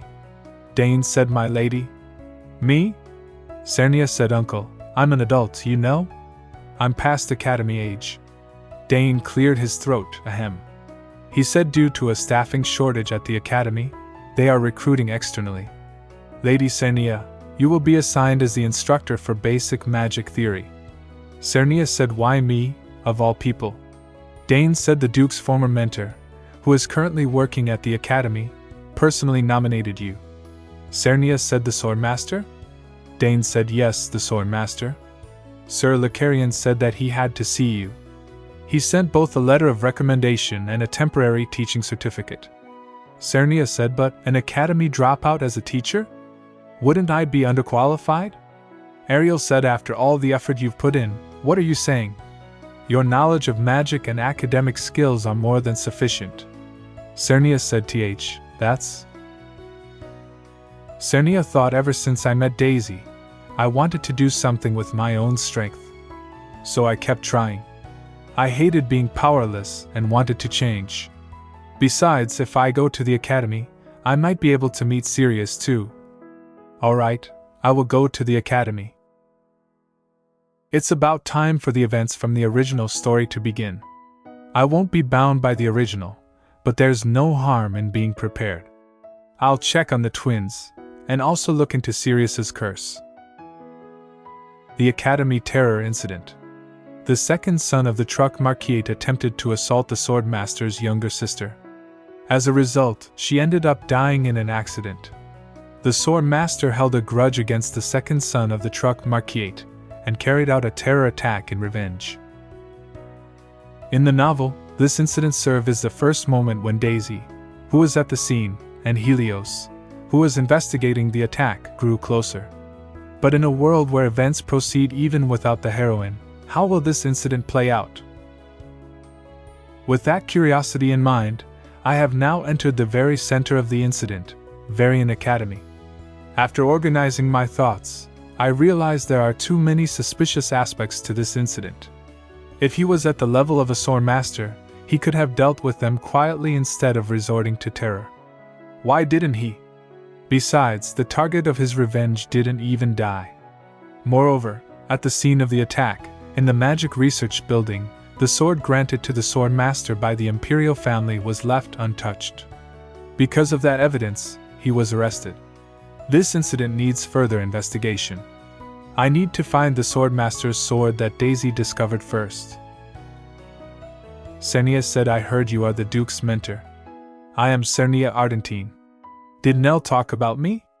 The man replied, "I am Lucarian." "Why are you staring so intently? Have you fallen for me?" Cernia said, No. Fall for you? I prefer younger men?" No. It's just that you looked incredibly young. That's why I was staring." She thought he looks the same age as or younger than me. Lucarian laughed loudly, "Ha ha ha. You're bolder than I expected. From what the twins say, you sounded like someone who couldn't do anything without them." Cernia smiled and said, Haha. Maybe it's because the twins like me so much." Lucarian said, "The twins talk about you all the time." He knocked on the door and a voice answered, "Come in." A woman said, "Miss Cernia, it's a pleasure to meet you. I am Charlotte, the headmistress of Varian Magic Academy." Cernia said, "It's an honor to meet you. I am Cernia Ardentine." Charlotte said, "Thank you for accepting despite the sudden request. First, let me explain your job. In addition to teaching the basics of magic theory, you will serve as the temporary homeroom teacher for Mr. Lucarian's class. That's the class with the twins. That class is full of unique students, and only Lucarian has been able to keep them under control. But I believe you'll be able to handle it, Miss Cernia." She thought, now that I think about it, there's a count's heir, a duke's heir, and 2 crown princes. It'll be hard to manage them with anything less than high nobility. Cernia replied, understood. Charlotte said, I look forward to working with you. Charlotte's servant said, I'll have your belongings moved to the dormitory. Your research lab is on the 3rd floor of the main building, and your work starts tomorrow. Cernia cleared her throat and replied, I'd like to meet a student named Sirius. Lucarian said, Sirius is on medical leave. Cernia said, is Sirius sick? Then, Lucarian said, he's not in the dormitory either. Cernia asked, then where is he? Lucarian replied, do not look for Sirius. Cernia thought, don't look for Sirius. Hearing that, makes me want to look for him even more. I searched the dormitory and the classroom, but Sirius wasn't there. The only place left is the clock tower, but I need teleportation to go up. I should give up on this place. This feeling. It's from the basement of the clock tower. Maybe Sirius is underground. The basement of the clock tower. There's a strong magical presence here. Cernia entered the basement and saw Sirius lying in chains, wounded. Cernia shouted, Sirius! Sirius, are you okay? Sirius sighed and said, Cernia, run away. Cernia asked, what's going on? Explain it to me slowly. Cernia thought, Sirius' eyes. They've turned completely black. Cernia said, wait, Sirius. It hurts. Sirius clenched her face and kissed her. Cernia thought, no. Sirius said, there's no use resisting. I want you. Tears appeared in his eyes. She thought, Sirius. He looks uneasy. Cernia said, Sirius, calm down. Let's take a deep breath, okay? Sirius replied, I'm right here. Cernia? Cernia, you're the real Cernia, not an illusion. I promise not to touch you without permission. I'm sorry. Cernia replied, don't cry. Let's go outside and talk. But my legs, I have no strength. Sirius said, my curse breaks when I feel emotions. It's a curse bound by spirits, so I have one inside me. When I saw you, all my emotions surged at once. I needed to control them. Since it's a spirit-bound curse, you can regulate it, huh? Was that why you were in the clock tower's basement? Because of your curse? Sirius said, yes, that's right. My desire to have you became too strong, so I locked myself away to suppress it. Cernia said, you strengthened the curse to erase your emotions. Sirius replied, yes, by infusing magic into the spirit inside me. But my magic went out of control, so I had to ask Professor Lucarian for help. Cernia said, that chain. It was from the Sword Master, huh? No wonder it reacted so sensitively. Sirius said, why did you push your curse to such extremes? Because I made a promise to you, Cernia. I promised not to touch you. Right now I'm like a broken vessel. The moment I see you, my emotions overflow again. So I have no choice but to suppress them or get your permission. Cernia said, still, what you did earlier is absolutely not okay. Sirius lifted her and laughed. Cernia said, what's so funny? Sirius said, at first I thought you were just an illusion, Cernia. Why did you come to the academy? And you can speak casually to me. Cernia said, in that case, I got a job as a temporary teacher. Professor Lucarian called me here. Sirius said, I see. I'm glad you came, Cernia. Should I carry you to the faculty dormitory? Cernia said, do you want me to get in trouble on my first day of work? What kind of teacher gets carried back by a male student? Sirius said, I see, that's unfortunate. Then, can I see you again? Cernia said, of course. We'll see each other tomorrow morning, since I'm also your temporary homeroom teacher. Sirius asked, tomorrow? Then, see you tomorrow, Cernia. She smiled and replied, yeah. See you tomorrow. Cernia said, this mark is definitely. Cernia thought it's from Sirius biting my neck. Cernia said, all right. With this the wound won't be visible, right? A voice from behind the door said, Lady Cernia, have you woken up? Cernia thought, Lord Kane? The man replied, yes. Cernia said, Lord Kane, good morning. Kane said, Lady Cernia, originally I was supposed to give you this after the closing session yesterday. It's the contract. Also, please read the Academy's rules and guidebook. Cernia thought there are quite a lot of things to follow. Cernia replied, here you go. Kane said, from now on, please don't skip the morning and closing sessions. There are no separate classes today, so just attending those will be enough. If you have any questions, feel free to ask anytime. Cernia said, yes, thank you. Cernia thought if I hadn't covered my neck with a scarf, I would have heard something about it. After the morning session, it's time to check on the site of the terrorist attack. Cernia shouted, guys, good morning. For the next 3 months, I will be the temporary homeroom professor. My name is Cernia Ardentine. Cernia thought, come to think of it, I was meant to be a temporary professor, but being a homeroom one wasn't mentioned. Cernia said, there are no announcements today. Listen to today's lessons well and I'll see you during our closing session. That's all. She thought, first, let's prioritize finding the most important piece of evidence, the dagger. Why did the second son of Marquis Truck come to the Academy from the Imperial Palace? Was it a demotion? The place where the second son of Marquis Truck was present was the most destroyed. But still, the fact that the explosion happened when no one was around is strange. What did I miss from the original story? In the original, the clue Daisy finds is the Imperial gift dagger in the first floor Magic Stone Research Lab, and later a diary in Lucarian's room. This is strange. I found the shining dagger between the books. It was written in the original. Helios said, what are you doing here, Professor? Cernia said, who are you? Helios replied, it's me, Professor. Cernia said, Lord Helios? You startled me. What are you doing here? I asked first.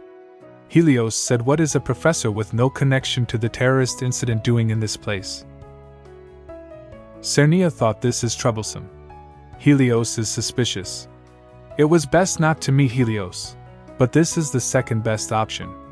Cernia said, I, who haven't even graduated from the academy, was suddenly called as a temporary professor.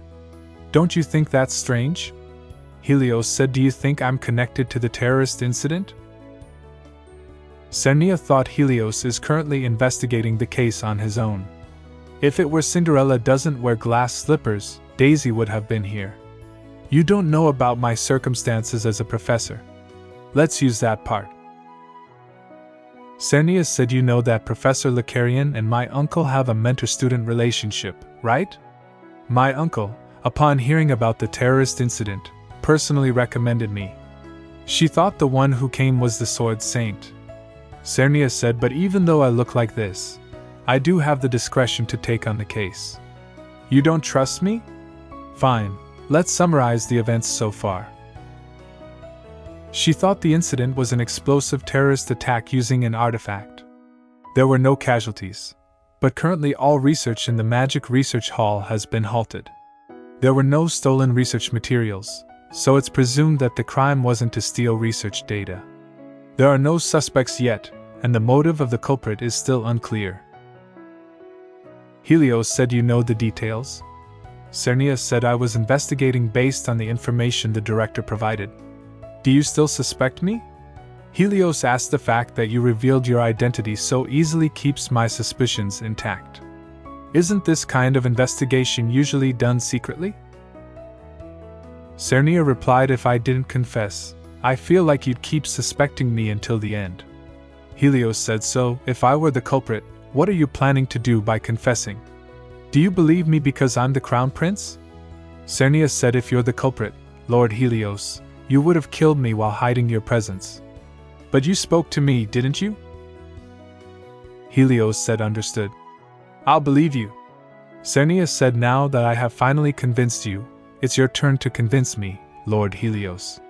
Helios said, what? Cernia said, you should be in class right now, why are you at the scene? Helios replied, well, Cernia asked, just kidding. Well, I'll keep it a secret from the other professors. Helios said, Professor, you're a strange person. Cernia said, yes, thank you for the compliment. More importantly, did you find anything at the scene?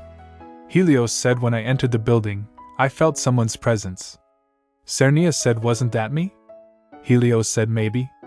Anyway, You came all the way here alone, so this is where you were. I was looking for you. Sirius said the scarf looks good on you, Professor. Cernia thought I'm only wearing this because of you. And said Sirius, shouldn't you be in class too? Sirius said I needed to consult you about something, Professor. But I didn't expect you to be here with my brother. Helios said it's been a while.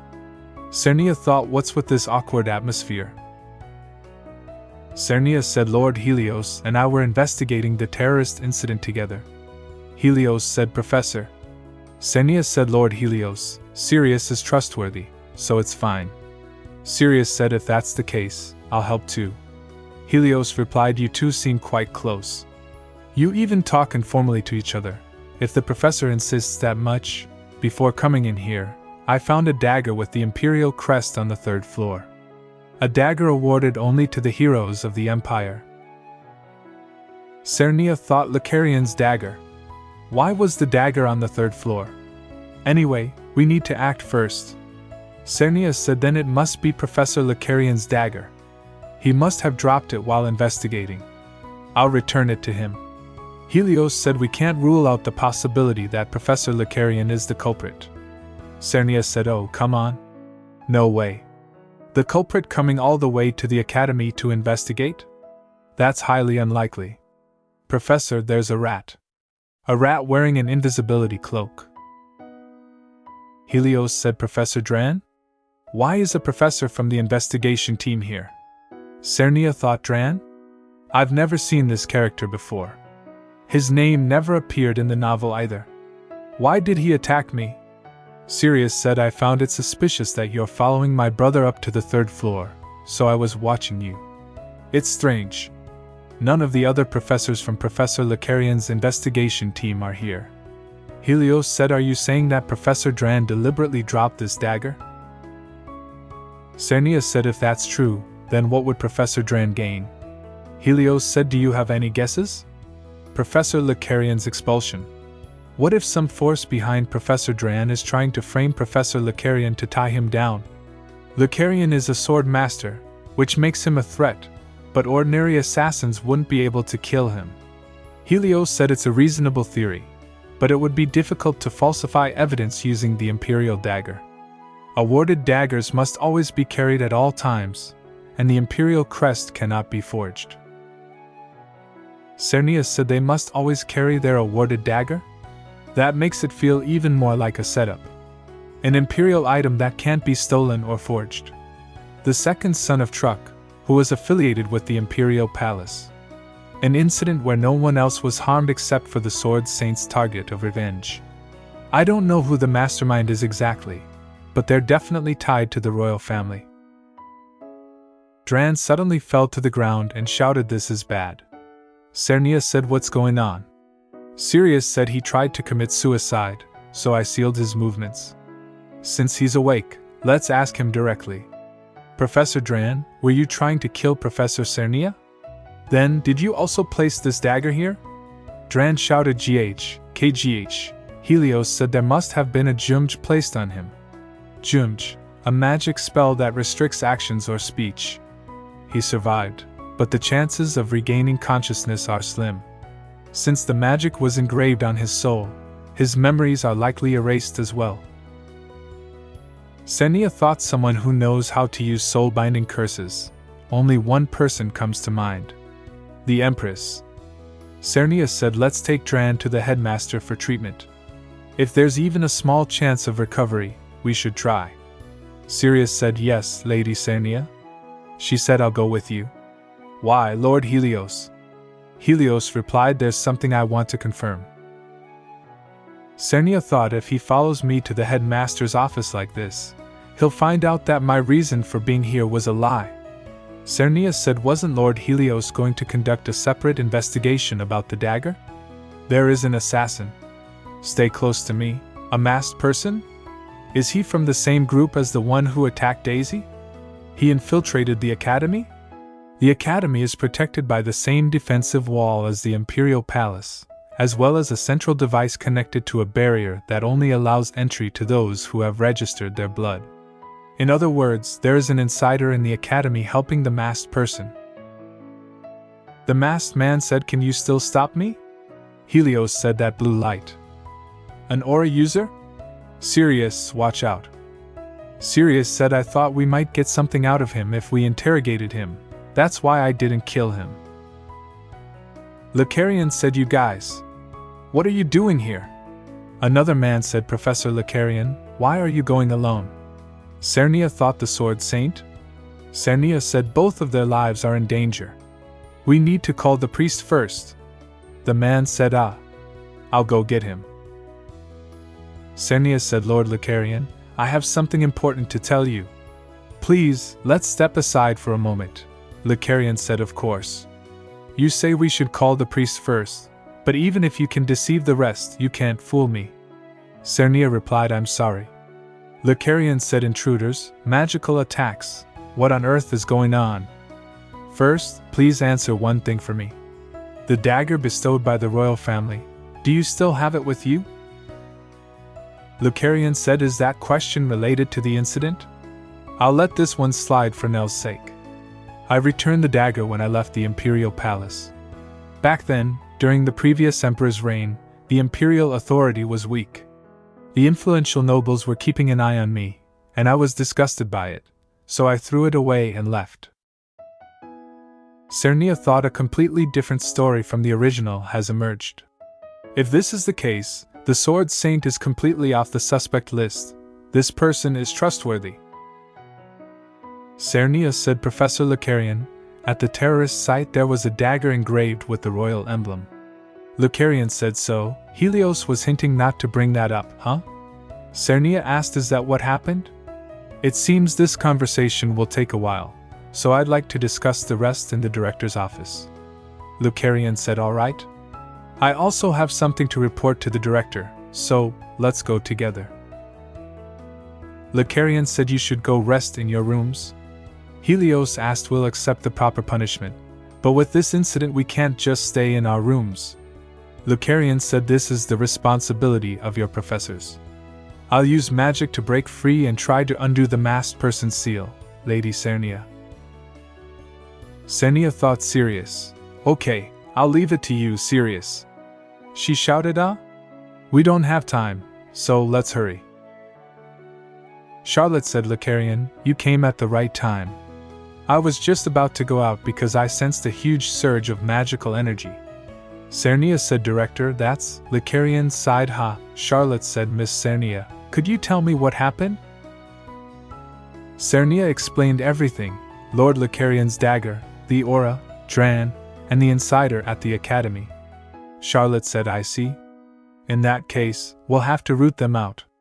Professor Licarian, please take charge of the swordsmanship side." Licarian said, "Understood." Charlotte said, "Miss Cernia, have you thought of a way?" Cernia replied, "It's risky, but if there are other professors under a seal like Professor Dran, we might be able to identify them through simple interrogation." Charlotte said, "A seal, alright then. Shall we go meet the barrier administrators first?" Cernia thinks the clock tower, so this is where the barrier control device is. Charlotte said, "Shall we go, Miss Cernia?" Cernia thinks, is it teleportation magic? Even though it's the middle of the day, the sky looks like outer space. I had no idea there was a place like this inside the clock tower. That mana crystal is the core of the barrier. Charlotte said, "It's also where we pledge our loyalty by offering our blood, granting us access to the academy as we swear upon our mana hearts." "Administrators, I assume you've already heard that there's an intruder in the academy?" Cernia said. "I didn't secretly register the intruder with the mana crystal. Each of you, please take turns swearing your innocence, pledging upon the mana hearts registered with the crystal." The maids are taking turns saying, "I swear. I swear. I swear." Rebecca said, "I didn't secretly register the intruder with the mana crystal." Charlotte said, "Revel, please swear now. If you refuse to swear, you will be considered a traitor who registered the intruder in the academy, and you will be severely punished." Sirius said while shaking him, he shouted, "This is your doing, isn't it?" Rebecca replied, "What are you talking about? I didn't do anything. If you want to frame me, why don't you swear first?" "You should swear." "I was deceived by Rebecca and registered the intruder." Sirius shouted, "It wasn't me. I was tricked by Rebecca's lies into registering the intruder. RP. He fell to the ground. Revel collapsed just like Dran. This is definitely, Cernia said. Lady Rebecca, could you swear once more? I'm innocent and no one is backing me. Rebecca said, what? But I already swore. Backing me. At that moment Rebecca vomited blood and fell face first onto the ground. Revel and the others looked and said the two of them. Cernia thinks it looks like both of them were onto it. She said Rebecca has died. Charlotte said, and Revel, with only his mana heart shattered, has survived. Cernia said, is Revel in a condition to speak? Charlotte said yes. Listening to Revel's words, the mastermind is believed to be the Imperial family. Cernia thinks it's not a surprising fact. Lurican said, and here's the list of intruders. I heard they told us to register because people from the Imperial Palace are coming. From the Imperial dagger that cannot be replicated to the figure from the Imperial Palace, this is quite. You must be surprised too, Cernia. She replied, Professor Lucarian, why was only Professor Dran left at the terrorist explosion site? Lurican said, at the Research Institute site? It's because there were no people. Such an out-of-the-blue question. Due to the preparations for the founding festival, 2/3 of the people, excluding faculty, were summoned to the Imperial Palace. This year, twice as many people were called. On top of having to investigate the terrorist incident, we couldn't leave the site empty, so we left Dran there. Cernia thinks it makes sense that the Academy is short on manpower. It's not that there were few casualties from the terrorist incident, but rather that there were few people at the school to begin with. Cernia said the Imperial family's large-scale manpower mobilization. The dagger that undoubtedly belongs to the Imperial family. The testimony from Revel about the involvement of outsiders and the Imperial family. What exactly is the Imperial family targeting at the Academy? The testimony from Revel about the involvement of outsiders and the Imperial family. Lurican said, what exactly is the Imperial family targeting at the Academy? The weapon that only one person in this Academy possesses, and the effort to bring that person out. Cernia said, in other words, I believe the goal of this operation was to exile you, Sword Saint Lucarian, out of the nation. Cernia said, Lord Lucarian is also a sword master. It's easy to point to the culprit because of the grudge related to the Marquis of Truck. Lurican said, that rumor still. You even know about that. Things like revenge are something I don't even think about. My younger sibling wouldn't want that either. Lurican said, well, let's end the small talk here. The Imperial family is trying to drive me out. Is someone preparing for treason? Cernia said, treason. In the original story, Ariel committed treason after the Sword Saint was exiled from the nation. The Empire's power weakened, come to think of it. Who benefits if the Empire weakens? If I had to name someone, it would be the neighboring Brilliant Kingdom. And someone from there, Cernia said, the Empress is trying to destabilize the Empire. Charlotte said, but without solid evidence, we can't rashly accuse the Empress. Miss Cernia, while listening to the story, this came to mind. Cernia replied, she thinks the list of personnel mobilized for the founding festival 10 years ago? Cernia said, Duran and Rebecca were on the National Foundation Festival list from 10 years ago. Charlotte said, back then, they barely had any magic power. But after attending the festival, their magic increased significantly. That's why Duran became a magic teacher, and Rebecca was assigned as a barrier specialist. The commonalities between them were low status, low magic power, and contact with the royal family. Cernia said we should investigate those whose magic power suddenly amplified after visiting the royal family first. Charlotte said, yes, that's my plan. Dane said, now then, let's head over to Duran's cell. If we want to check on Duran's condition, we need to call Sirius. Cernia replied, yes. He clenched her waist and shouted, fly, Cernia. She replied, what? He said, higher, higher. Cernia shouted, don't drop me. What do you think you're doing? He said, he's here. Cernia said, Sirius? Mr. Lucarian, what was that? Lucarian said, if you don't understand it, he'll explain it. Cernia replied, what? Lucarian bowed down and said, Lady Cernia, I'm sorry. Sirius said, see? He should be sorry. He acts all stiff with everyone else. Cernia touched her face and said, Sirius, what's going on? How about you tell us why you're here instead of kneeling? Lucarian said that I placed an eavesdropping spell on Lady Cernia's handkerchief. Cernia said, what? Since when? Lucarian replied, since last summer break. I was worried because Lady Cernia kept getting caught up in strange incidents. Cernia said, even so, that's not right. And how did Mr. Lucarian find out? Sirius said, I've been his homeroom teacher for 2 years now. What do you think? For now, checking on Duran is the priority. Let's move. Cernia replied, all right. Duran isn't going to regain consciousness. Lucarian said the masked man lifted the magical restriction and searched his memory. But surprisingly, he didn't know much. Cernia replied, so, what did you find out? Arania. It means spider, in ancient language. Sirius said there's an organization called the same that gathers orphan children sold due to poverty and places magical restrictions on them. Only those who survive become its members. Cernia said, where is their base? She thinks it's not in a single place. They exist all over the Empire, even in the capital. Sirius said, Cernia, what would you do? I'm not good at thinking things through. Either way, we made it this far thanks to you, so I'll follow your decision to the end. Cernia thinks the principal's office acted like they were going to investigate the royal family immediately, but the result is already decided. They are an untouchable force, and we lack decisive proof to accuse them. For now, we'll have to cover up this incident. If that's the case, Cernia said, if it were me, I'd name Duran and Rebecca as the culprits behind the terrorist attack. They were involved in the incident, and they have no ties to any high-ranking nobles. It makes it easier for us. It's a fabricated story, and it doesn't sit well with me to blame the dead, but we're not ready to go against the royal family yet. Cernia thinks besides there are still things we need to look into. The fact that you summoned me, Helios said, is an honor, teacher. So why did you summon me? Cernia replied, I wanted to inform you of the results of the terrorist incident. In the original story, it was never revealed why Helios investigated the attack.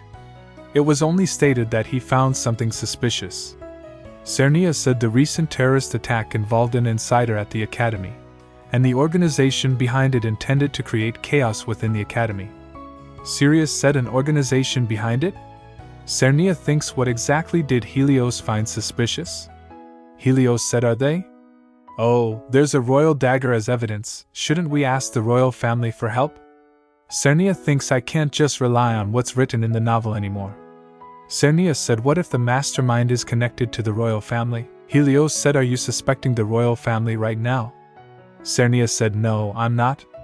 I'm just saying there could be a hidden force within the royal family that wants to shake the empire. Cernia said, why did Lord Helios investigate the terrorist attack in the first place? Helios said, that's because I received a letter from my mother. She said someone with past issues with Mr. Lucarian was coming to the academy, and she was worried, so she asked me to keep an eye on them. Cernia thinks the Empress again. Everything was moving according to her plans.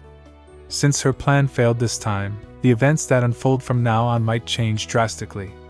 I'm still powerless. I have no allies to stand against her, nor the strength to fight alone. Even so, I can't just sit back and do nothing. If I want to do something, I need to think. This is only the first step. 3 months later. These 3 months have been both long and short at the same time. Cernia said, anyway, today is my last class. I was happy to meet you all, and I wish you all the best for your future academy life. Ariel hugged her and said, Yuni. Ariel said, Nuna. Cernia cleared her throat and replied, huh? Ariel said, I heard you were assigned to investigate the terror incident? Ariel said, we could have helped. Cernia replied, I was fine on my own. Bella said, really? Wasn't it a lot of work? Canarian said, are you sure you're okay? Helios said, you could have consulted with me too. Cernia replied, whoa. Ha. Thank you, all of you. Cernia hugged both Ariel and said, everyone, let's meet again at the duchy. Cernia thinks it was fun teaching at the academy. Maybe being a teacher is truly my calling. This 1500 hours at the academy? I finished teaching and returned to the duchy, so why? Canarian said, I'm honored to stand here today as the graduate representative. Congratulations on your graduation, and I wish you all the best in your future. Cernia thinks, huh? Oh no. The kids have turned into villains. Cernia said that dream again. She thinks ever since the Academy terror incident, I often dream of becoming Daisy. I don't understand why. If I really reincarnated as Daisy, then why did I return as Cernia? No point dwelling on an impossible question. No time to waste. Today is the duchy's celebration party. In the Empire, graduation from the Academy marks adulthood. Ariel told me not to attend the graduation ceremony, but we agreed to celebrate together at home. A maid entered and said, My lady, Lady Ariel and Master Ariel have returned. Cernia said, guys. Both said, Nuna. Uni. Cernia said, congrats on graduating. Those 2 years just flew by, huh? Let's talk over dinner. Ariel said, yes. I'll go change. The Duke said, congratulations on becoming an adult. Their mother Cernia said, I'm truly grateful you grew up safely. Ariel said, thank you. Ariel laughed, hee hee. Maid Daisy said, huh? Yes. Yes? Cernia said, the gift I asked for? Are you alright? Daisy replied, I'm sorry. It's my first time seeing the young masters and ladies smile so happily, I got distracted. Cernia thinks you talk like you've known the twins for years. Daisy clenched the box and said, I wrapped it beautifully with a red ribbon. Hurry and give it to them. Cernia replied, thank you. I prepared this as a graduation gift. You both worked so hard. Ariel said, Uni, I don't think I did anything to deserve this. Ariel said, can I open it now? Ariel said, open it in your room. Ariel said, ah. The Duke and Cernia laughed. Later at night, Cernia walked in the garden. She thinks the twins can really hold their liquor. Maybe I drank more than usual because of the mood. Her face flushed, and she said I should get some fresh air. As soon as Cernia started to walk toward the garden, rubbing her eyes, she saw Sirius kneeling in front of her. Sirius said, S.E. Renaya, my lady. She thinks, Sirius, what's going on? Sirius closed in on her. Cernia thinks he's burning up. She said, Sirius, are you hurt? Sirius said, I don't want to die. Cernia replied, what are you talking about? You need to lie down on the bed first. Sirius said, if I don't break the curse before I become an adult, I will die. The lifespan of an immature soul is not long. But Cernia said, until you become an adult. That's soon. Why didn't you tell me until now? Sirius said, I thought it wouldn't matter if I died. Because I didn't want to do something that you disliked, Lady Cernia. So I didn't say anything. I thought it was my fate to die anyway. But my heart started to change. Even though I knew it was greedy of me, I couldn't give up. Sirius said, when I thought about dying and another man being by your side, I couldn't wish for your happiness. She thinks, why is he? In the original story, he was drawn to Daisy because of the spirit's power. But I have neither the spirit's power nor was our encounter fated. No, looking for a reason is just an excuse to run away. I believe that there was no such thing as love without reason, but now, to me, Sirius is. Cernia touched her face and romantically said, Sirius, I want to break your curse. She thinks I wanted to see him happy. I didn't want to see Sirius in pain. I don't know if it's pity or just meddling, but I can't refuse Sirius, who's clinging on to me. Sirius said, do you know what that means? She replied, yes. Cernia said, you don't have to hold back. Don't suppress your feelings, take me, Sirius. Ah. But not in the Duke's mansion. My uncle is here, and so are the twins. Sirius said, if that's the case, I understand. Cernia thinks this place. It's Sirius's room in the Imperial Palace.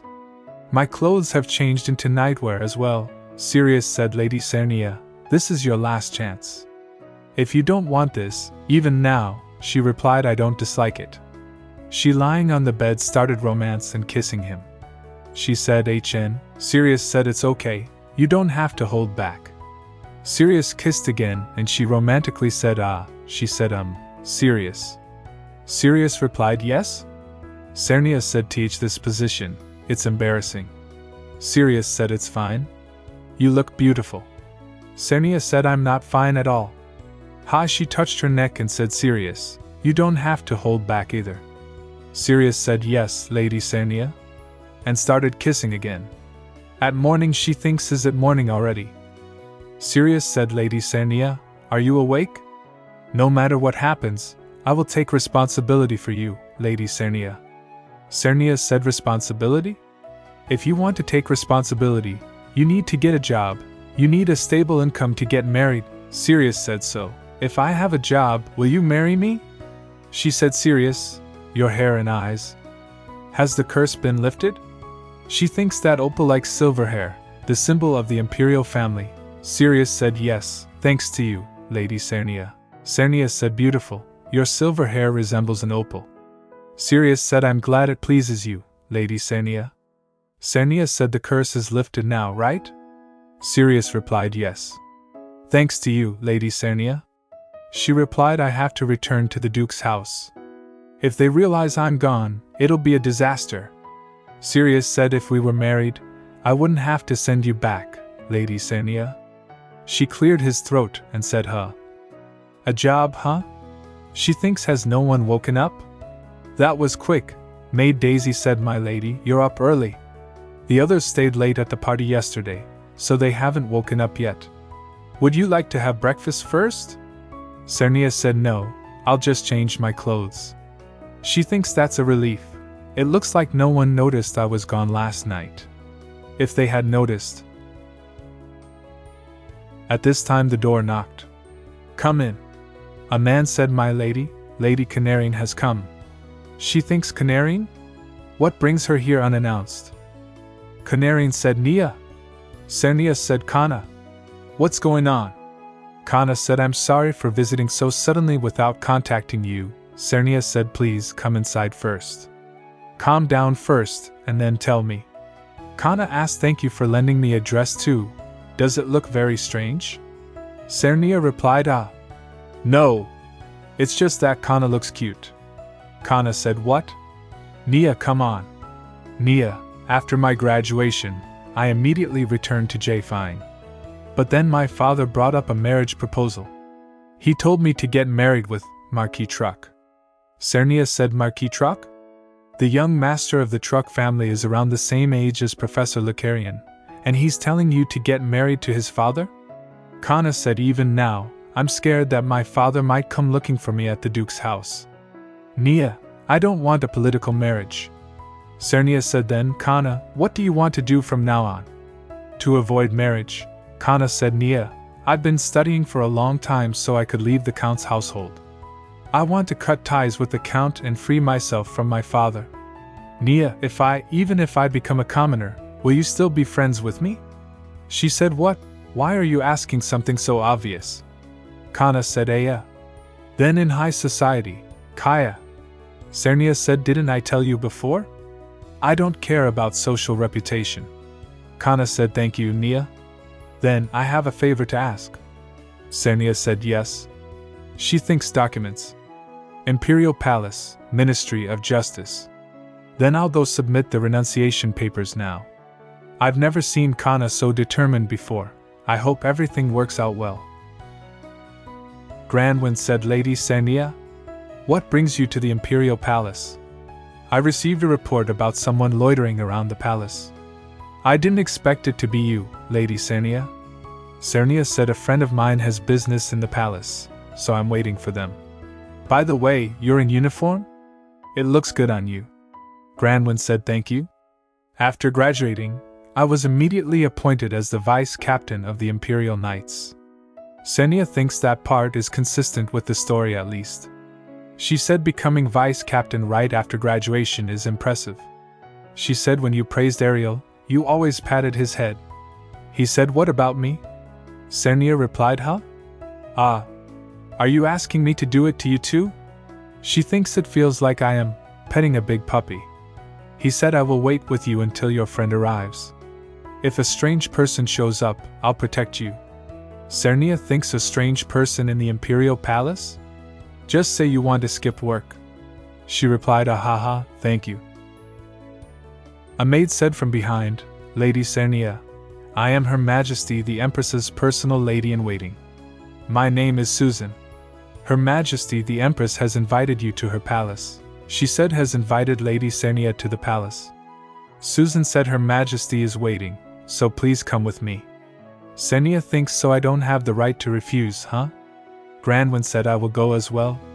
Lady Cernia already had a prior engagement with me, so allow me to accompany her. As the Vice Commander of the Imperial Knights, I believe I have more than enough qualifications to visit the Empress's palace. Susan said Her Majesty has ordered for Lady Cernia to be brought alone. So right now.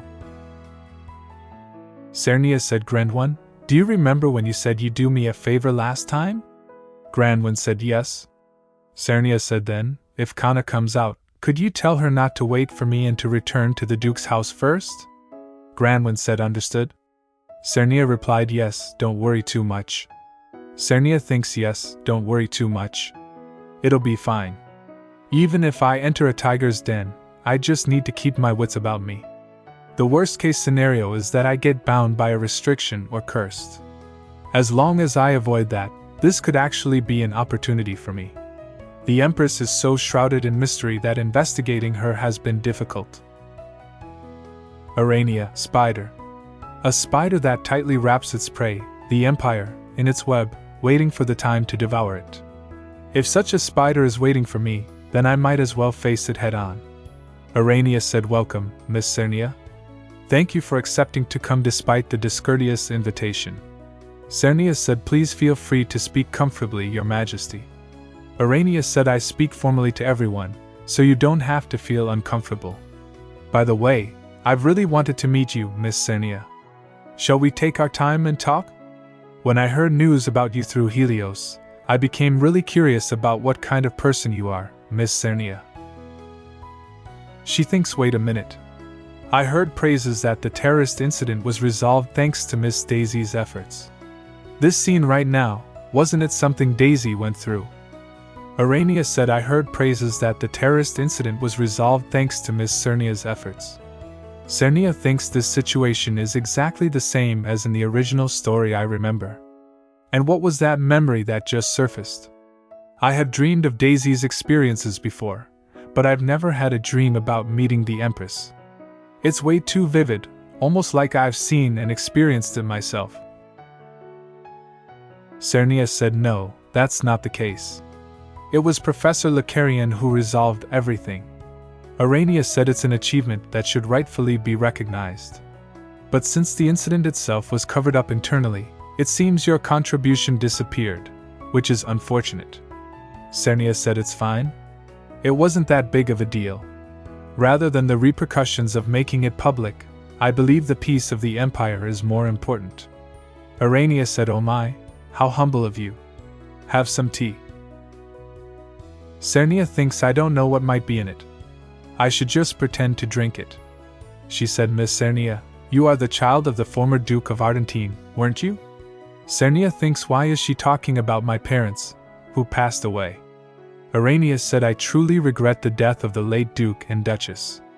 If that hadn't happened, you would have been the one to inherit Argentine." Cernia said, "That's right. If my parents were still alive," Arania said, "I understand how you feel. The loneliness that lingers even within the frame of family, the sorrow of living with everything that should have been yours taken away. Ah, so this is just a cheap act." Cernia thinks even if she hides her true intentions behind sorrowful eyes, even if she pretends to comfort me with convincing words, don't you want to take back the duchy? It was originally yours, after all. So this is what she really wants to say. Arania said, "I understand because I have experienced a similar pain." She thinks if she's playing it like this, Cernia said, "Oh my," and she thinks I can't lose now. Cernia said, "What kind of pain has Your Majesty endured? Could you share it with only me? This is the beginning of a game of deception." Arania said, "You're willing to listen to my story? I'm touched." Where should I begin?" Cernia replied, "Right. Life doesn't always place what you long for most into your hands. Arania said, I was born a princess of Brilliant, but no one paid attention to me. Everyone only cared about my brother, who would inherit the throne, even though I was more talented. My parents, who neglected me, arranged a marriage for me with His Majesty, Emperor of Islanda, without considering my wishes. Of course, I am satisfied with my current life. I feel a sense of responsibility as an empress, in my own way, and I am striving to lead the people to a better place. Cernia said, I see. I admire how you fulfill your responsibilities as the empress in a foreign land.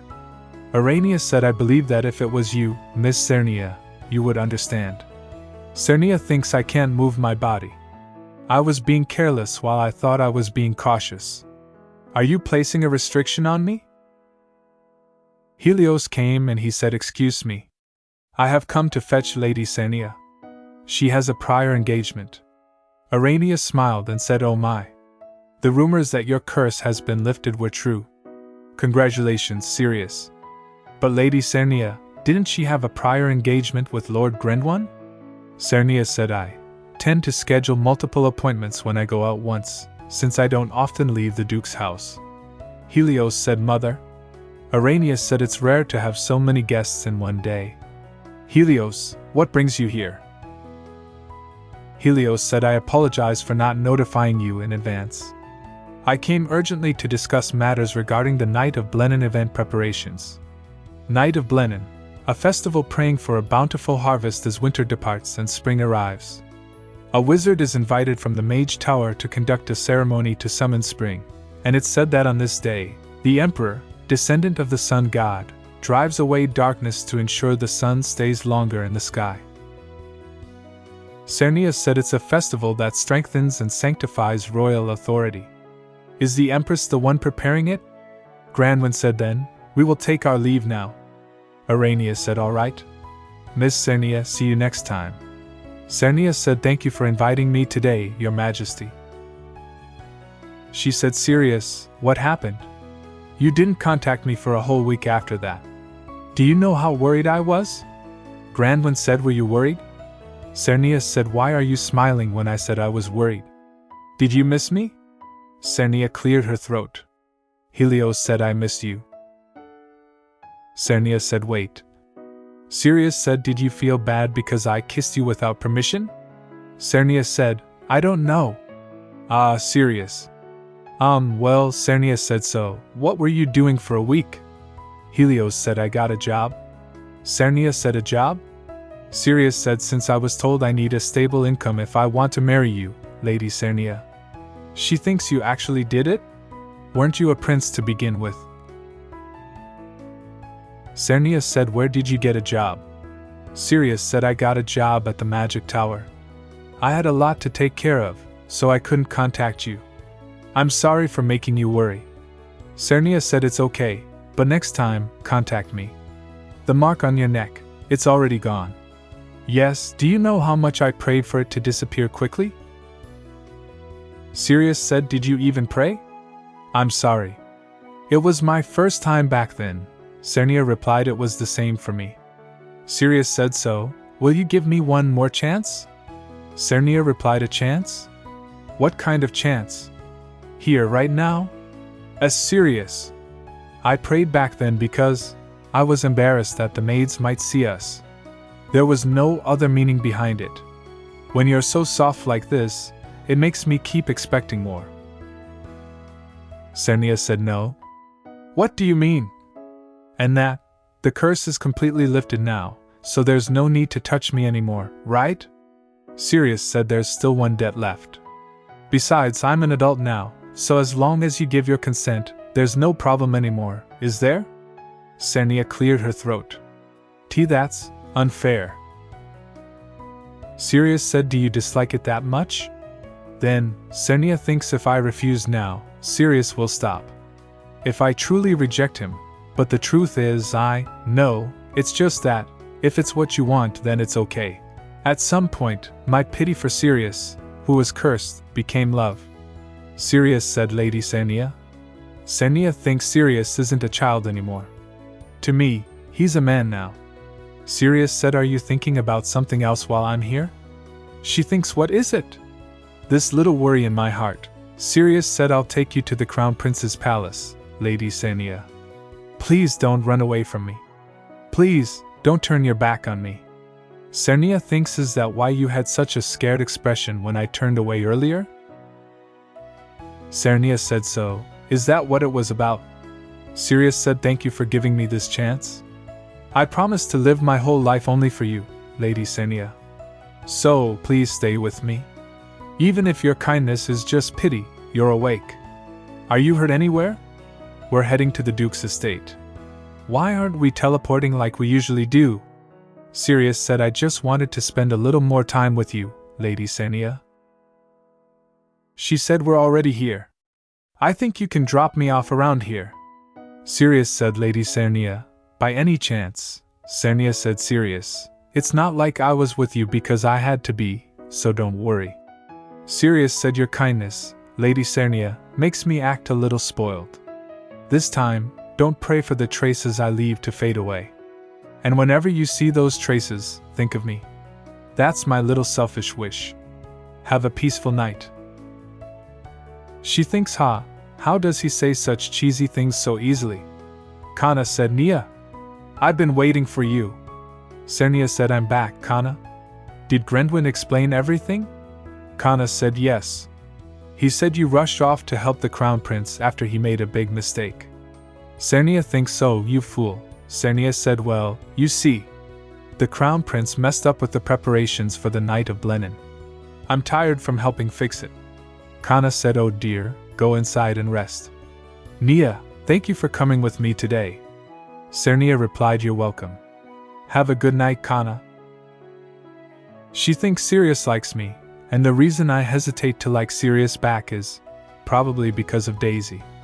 Originally, Sirius was supposed to like Daisy, and Daisy's the one with the power of the spirits. Unlike me, pathetically, I still thought Daisy was the one who should be the main character. Cernia thinks no.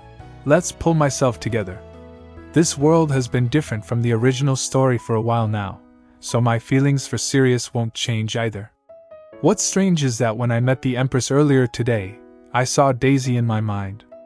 In a world without Daisy, why am I dreaming about her, and why do I remember the original story so clearly? What does this world want from me? I only remembered one line when it came to the original terrorist incident at the Academy. Academy terrorist incident. The Sword Saint killed the Marquis and was captured. That's how Daisy and Helios first met. But as I got closer to meeting the Sword Saint, even the small details started coming back to me. The Sword Saint's personal grudges, the incident was an explosive terrorist attack using an artifact, and the detailed events of the terrorist incident came to mind as if I had seen them myself. There were no casualties, but today's meeting with the Empress was the same. All I remember is that Daisy met the Empress. A week before the Night of Blenheim, a disciple of the Tower Master met the Empress. I couldn't read the part where the Empress tried to place a restraint on Daisy. Was this another intentional narrative trick? Unlike Daisy, who is protected by the spirits, an ordinary person like me would have been an easy target. If Sirius hadn't shown up just in time, I would have become the Empress's puppet. The dreams of Daisy are becoming more frequent, and the original story is coming back to me more vividly. Amid this overwhelming anxiety, I must protect everyone, the twins, my aunt and uncle, my friends, and even Sirius. I have to keep them all safe.